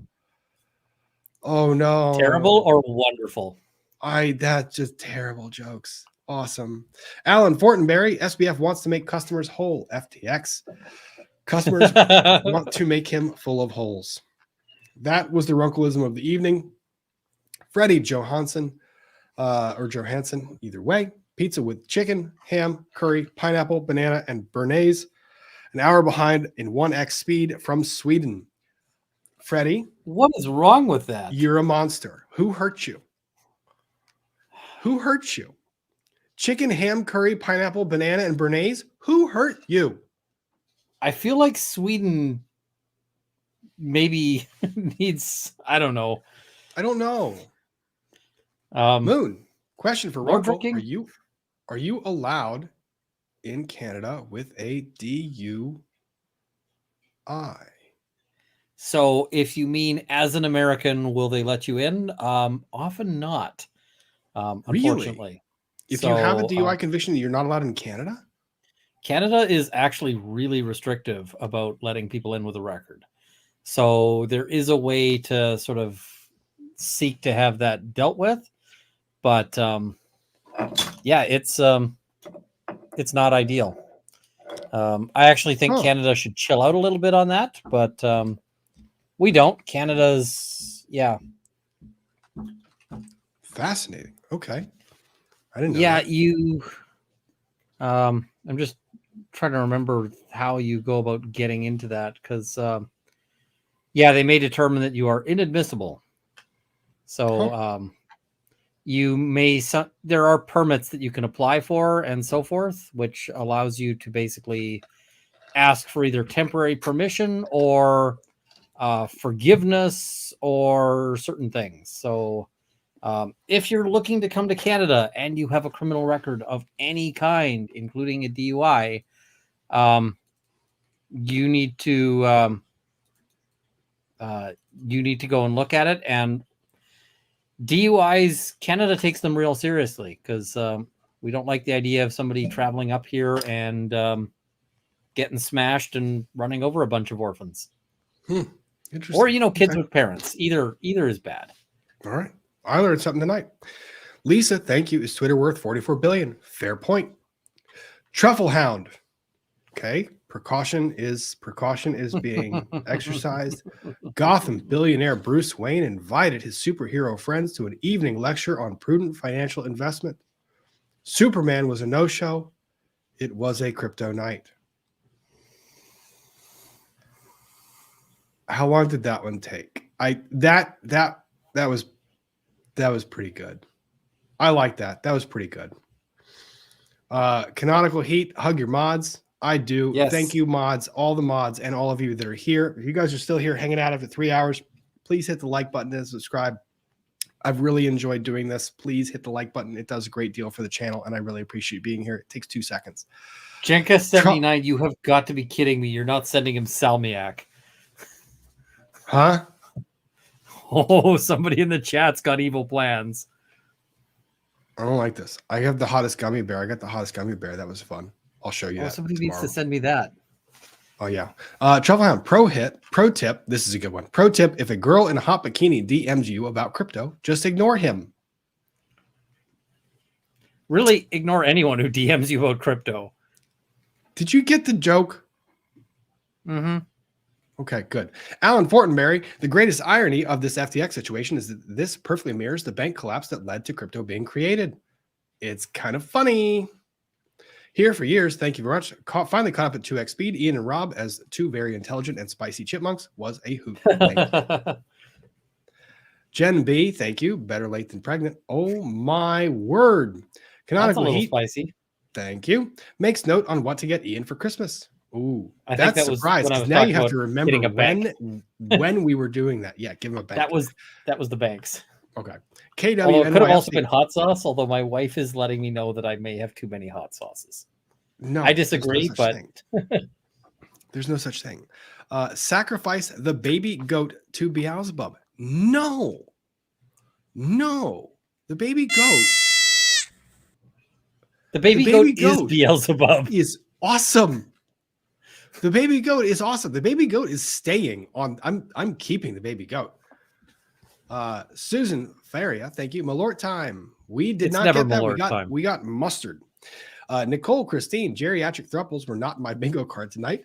Nope. This is the Friday night content we signed up for. Yep. KWNY Upstate, that book is what elementary school kids to read for biological education class. Oh my, hopefully not. For the kids, look, I had the same humor as EDB and she's my hero. I didn't want to leave you out of all the fun book reading. For the kids, I wouldn't have read it if I didn't enjoy the content. Thank you for the kids. I did appreciate that. Unicorn Donut RN, thank you. Story time. It's like being in first grade again, except my teachers never blushed. Also, hi to your mother. Yeah, I'm going to have to figure out if she actually heard any of that. Here for years, Rob went from pale white dude to bright pink very quickly. Hello, Mom Morton. Yeah, that was I didn't like that. That was bad. I would have rather just not known. You say ignorance is bliss. That would have been blissful had I been able to make it through that without that thought. I mean, I just wasn't sure if you wanted to proceed. I don't know. And then the story got so dark. Oh, okay. Dana Blackwell, thank you for the super sticker. David Craig, whoa. Yep, indeed. Lucia London, that escalated quickly by Alex Murdoch. Oh, that's so dark. Oh, but yeah, okay. That's really dark. Time Lords, is anyone enjoying Rob's discomfort as much as I am? Priceless. It's kind of why I didn't read it beforehand. The neurodivergent counselor. Thank you. The school counselor in me is now terrified that I will accidentally buy books like that and forget to read it before reading to Tiny Humans. No, what you need to do is buy books like that and then just quietly put them on the shelf so that the other teachers can end up accidentally reading them to Tiny Humans. That's dark. And then you can laugh from a distance. That's dark. Okay. No, but neurodivergent counselor, yeah. we're gonna use caution. Do we know what Ian thinks of the Rod in the box testimony? I don't know. I have to Wait, what? They're one of the experts. Oh gosh, the rebuttal expert in the Murdoch case. He brought out a box and he was testifying about how when Rod goes into the box, the rod might change in angle for trajectory purposes. It was a whole lot of awkward in a courtroom. And so then did they call like any woman to rebut? This is Emily retaliating against me because when that started happening, when she was covering it on her channel, I might have chatted like in her chat, like step 1, you cut a hole in the box. So, this is fair. This is fair. She's allowed to do this. Brentwood Chic, Rob, dear, will you please mess up your hair? There, is that better? And the chat goes thirsty. There you guys. There, it's messed up. There you go. That's long. There you go, Brentwood Chic. Lori Ellis, thank you. Rob, you need to read tomfoolery stories on YouTube. Tomfoolery stories. I'll have to look that up. Truffle Hound, Robert, look up Slaps BF. I did. Crypto entertainment. Oh, I'm sharing this screen.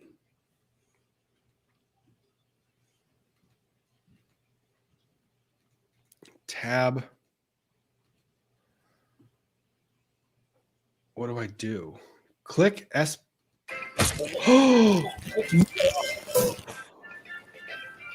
That was not where you expected that to go. I was stopping him. Oh no, that's even worse. Okay, I'm slightly traumatized right now.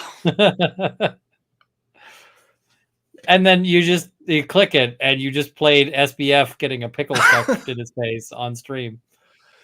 A very large pickle, by the by. The first time I clicked it, it just hit him, and then the other one just like did the other. Like I didn't know it was the other stuff. Truffle Hound, bad but funny. Viking Wolf by Blood, time to tend Stupid Migraine. Thank you, Viking Wolf by Blood. Before I go, here are some more gifts. Thank you very much for all the gifted memberships and for the continued support of the channel. It means the world to me. It really does. Lisa Stallings, thank you. I love mullet jokes. Heart EDB, thank you, Lisa. Rhineman YYC, come on, Ian. Mullet for the children. Oh, we might have to put that up on the that's an extra life on the reward. next year, the next year extra life. Tell you what, if we get 50K again, we can start talking about hair. Okay. We'll have to figure out what the plan is for that. But you guys heard it. You heard it. Ian said if we get to 50K for extra light, we can start talking about life. We can start talking about hair. So, okay.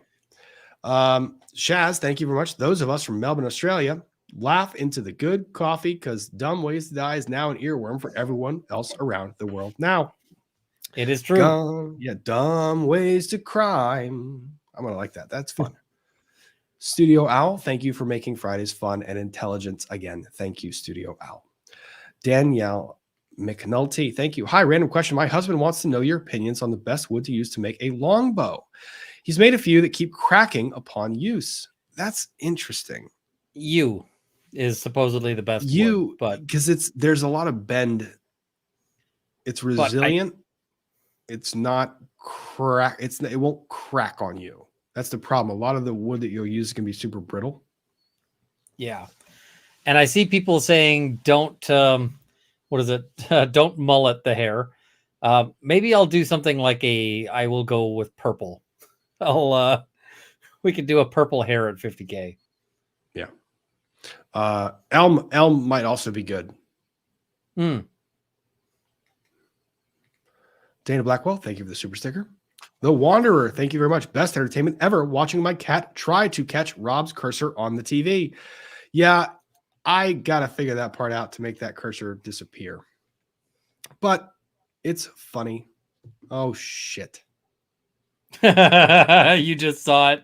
I did. For shame. Oh, crap. Pull it up. Uh-huh.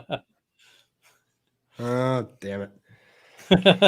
Well, it wasn't the worst book in the world.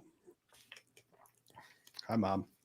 Mom, stick around for this part. You're going to like this. So we learned something this past week that I did not know. Well, rather, it's not learning it this past week. It's something I'm very, very happy to share. I have shared it with Ian in the past, so he doesn't need to see it while I talk about it. My dad passed away in 2019. Why am I forgetting? Yeah, 2019, June 2019. Yes. Why do I forget? It's weird how these years pass and you forget the year numbers. So my dad passed away. He was an engineer and he graduated from the University of Arizona. And he and my mom both met at the University of Arizona when my mom was a freshman. She met my dad, saw him in soccer shorts, fell in love, period. And then my dad, who was a C student, married my mom, who was a straight A student, had 1B. It was an archery. It just is what it is. That's what mom was, and that's what she is. So my dad graduated from the University of Arizona. Both of them worked for Bechtel. They were engineers. They were very prominent. They did very, very amazing work. We recently received news that my dad is going to be inducted into the University of Arizona College of Engineering Hall of Fame. I didn't know that was a thing, but when my mom shared the letter, I was probably the happiest person I could ever imagine being. It's very cool. It's going to be in April, and he gets inducted posthumously into the Hall of Fame for the University of Arizona College of Engineering. So that was very cool. So it's going to be a little trip down to Arizona in the end of April. But I'm very happy to be able to share that. It's pretty cool. So that's for you, Mom. The Wanderer, best entertainment ever. Yep, thank you. Got that. Cursor and the Cat. L. Bowman, a moment to breathe. Let's not be discouraged by the unethical, hurtful, and cruel. Let's not suffer fools, but uplift those in our lives. Take care of each other, please. We do. Sorry. I just had to step away to get my favorite or current favorite sipping hot sauce. Oh, I do love the sipping hot sauces. They're wonderful. And Ian didn't miss out on anything. I actually told him about that previously. Dad's induction, Hall of Fame. That's amazing. Yeah. Oh, yes, we do lift each other up. That was the example, me going to the Gundies with Ian. I know people went to Vegas to hang out with Nick and spend time together. I would have if it wasn't for the Gundies. I mean, the people you meet, it's cool. You can find cool corners of the internet where it's not a lot of bullshit, and I love it. It's fun.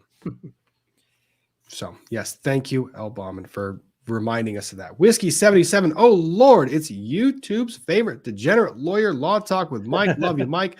May the thruple be with you. He brought the thruple. It was terrible, but funny and great.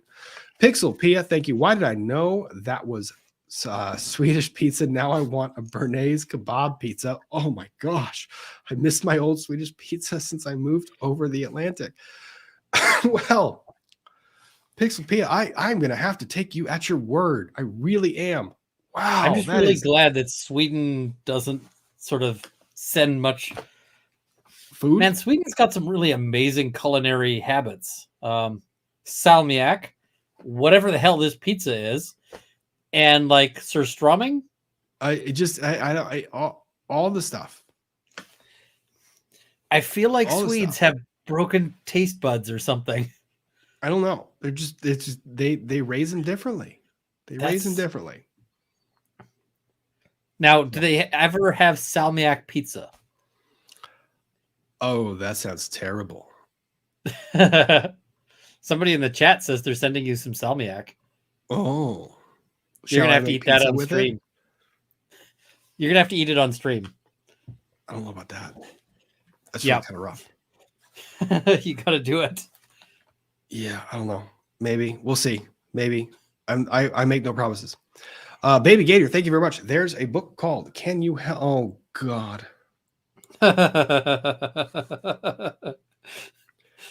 Can you help this fella named Jack get off of that horse? That's how I'm going to rename that for this particular purpose in this particular moment because Mom is in the chat. Thank you, baby Gator. Katie Pose. At least that pickles wasn't bad. that is a true statement. Yep. Azam, thank you very much for the generous super chat. I did see your other comment earlier, or later rather. I'm sorry for the loss of your dad.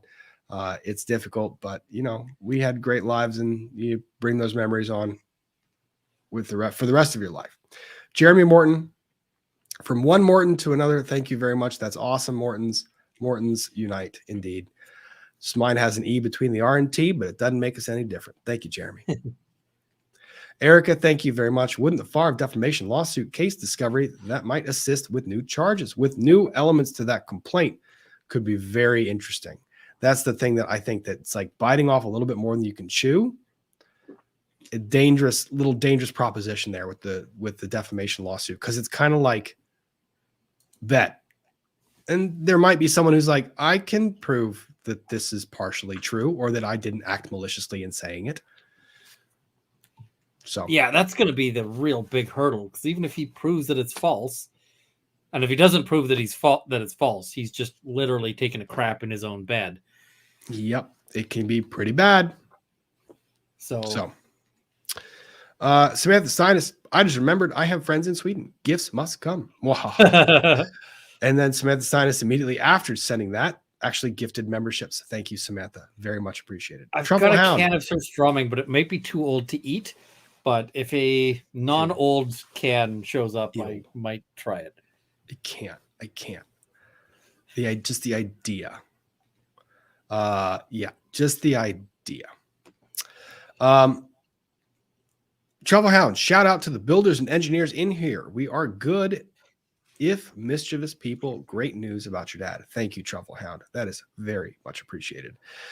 For the kids, so another bro buddy trip to Arizona. So happy for your family. Thank you for the kids. I will take any opportunity. I have to make a trip out to various locations, including across a pond, up to Canada. I got to go all over the place because I got to actually see all these other cool people.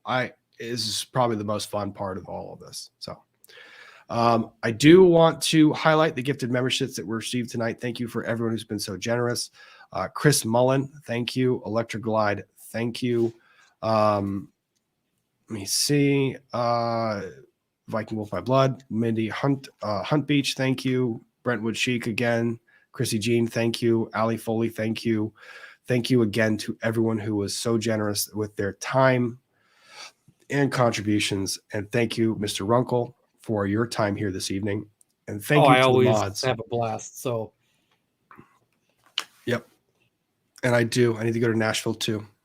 Yep. And cheers. Cheers indeed, my friend. Of course, every single time I try to say goodnight to everybody, this always happens. Lynn, newsflash, Rob, I'm old enough to be your mother. Just want to let you know, moms are neither saints or dead. We have some jokes that will curl your hair, youngster. I 1000% agree that. I am just not the person to receive those jokes from my mother or relay those jokes to my mother. So yes, moms have wisdom, experience, and hey, where did I derive from my mother? So exactly. Francie Lou, who for the last 3 years, I've used the same video to cheer myself up. After the Murdoch trial, it has taken a new meaning. It's only 9 seconds in the palate cleanse we all need. Check your Twitter DMs. Francie Lou, who I will check and see if that's here. Yep, this is happening right now. Yep. Okay, hang on. This is happening. Just give me 1 second. We're going to cheer everybody up. I caught that, Francie Lou, who. Thank you. I'll leave you on the screen while I play it. The title of the video should. Oh.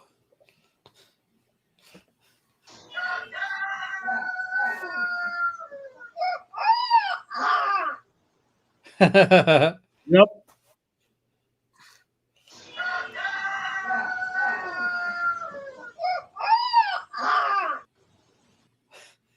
You know what? So, as a damn good job. Have I told you about Potter and his bark? No. So Potter learned a new trick a while back. What's the new and trick? it goes like this. So we had a smoke alarm that ran out low on battery. And you know how it does the beep? No. Beep. So Potter learned that the way to get something when he wants something is to like stand at the door and let out a very sharp yarp. And then he'll wait a minute. Then he'll Rawr! And he'll wait a minute. And so he'll bark like once a minute, very high pitched, very loud. And I'm going, and he never did it until the smoke alarm did it.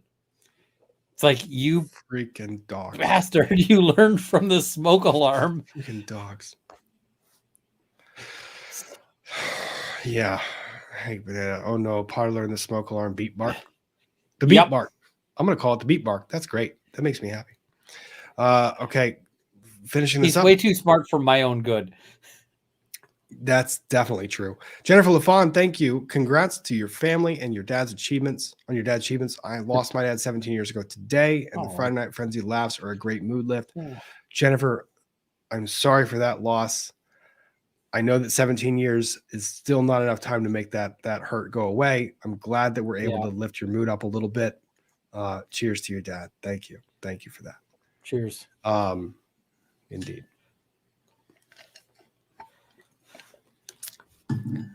John, thank you. Salmiakki pineapple pizza exists in Finland. What is with the Nordic countries? What is I think that this solves a real sort of mystery. It tells us why the White Death was so pissed off. God. You know about that guy, yeah? No. Very effective sniper. Highest, he's got the record for most sniper kills in a war at over 500. That guy and his over descendant. 500? Yeah. Okay. He got shot in the face and kept going.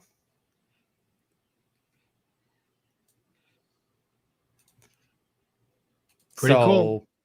Yeah, he is. He was a badass, and yeah. So okay, I have learned several things this evening. Don't pick a fight with a finished sniper. I got to correct that. He got shot in the face with an explosive bullet and kept going.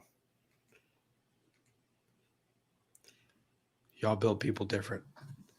Oh, yeah. Do not mess with the Finns because they eat salmiak pizza and get real scary. Y'all build people different. Okay. Fair. Jacqueline Ellis, Robin Ian, thank you for the Laughter on Fridays. Thank you for being here, and I'm glad we can help. Andy, the game maker, what happens if someone slaps you at a high frequency? It hurts. Oh, Andy.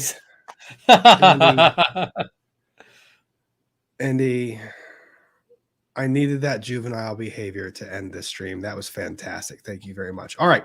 We're going to call it a wrap for the evening. Thank you guys very, very much for being here. Ian, again, thank you for being here. To the mods, thank you. Very much appreciate it. Happy Friday. Have a wonderful weekend. Keep a lookout. I'll try to do a members live tomorrow. I really will. I promise, because I have some shop work and it's not supposed to be the best weather. So it's a shop time. Happy Friday. Enjoy the weekend. Until next time, we'll see you then.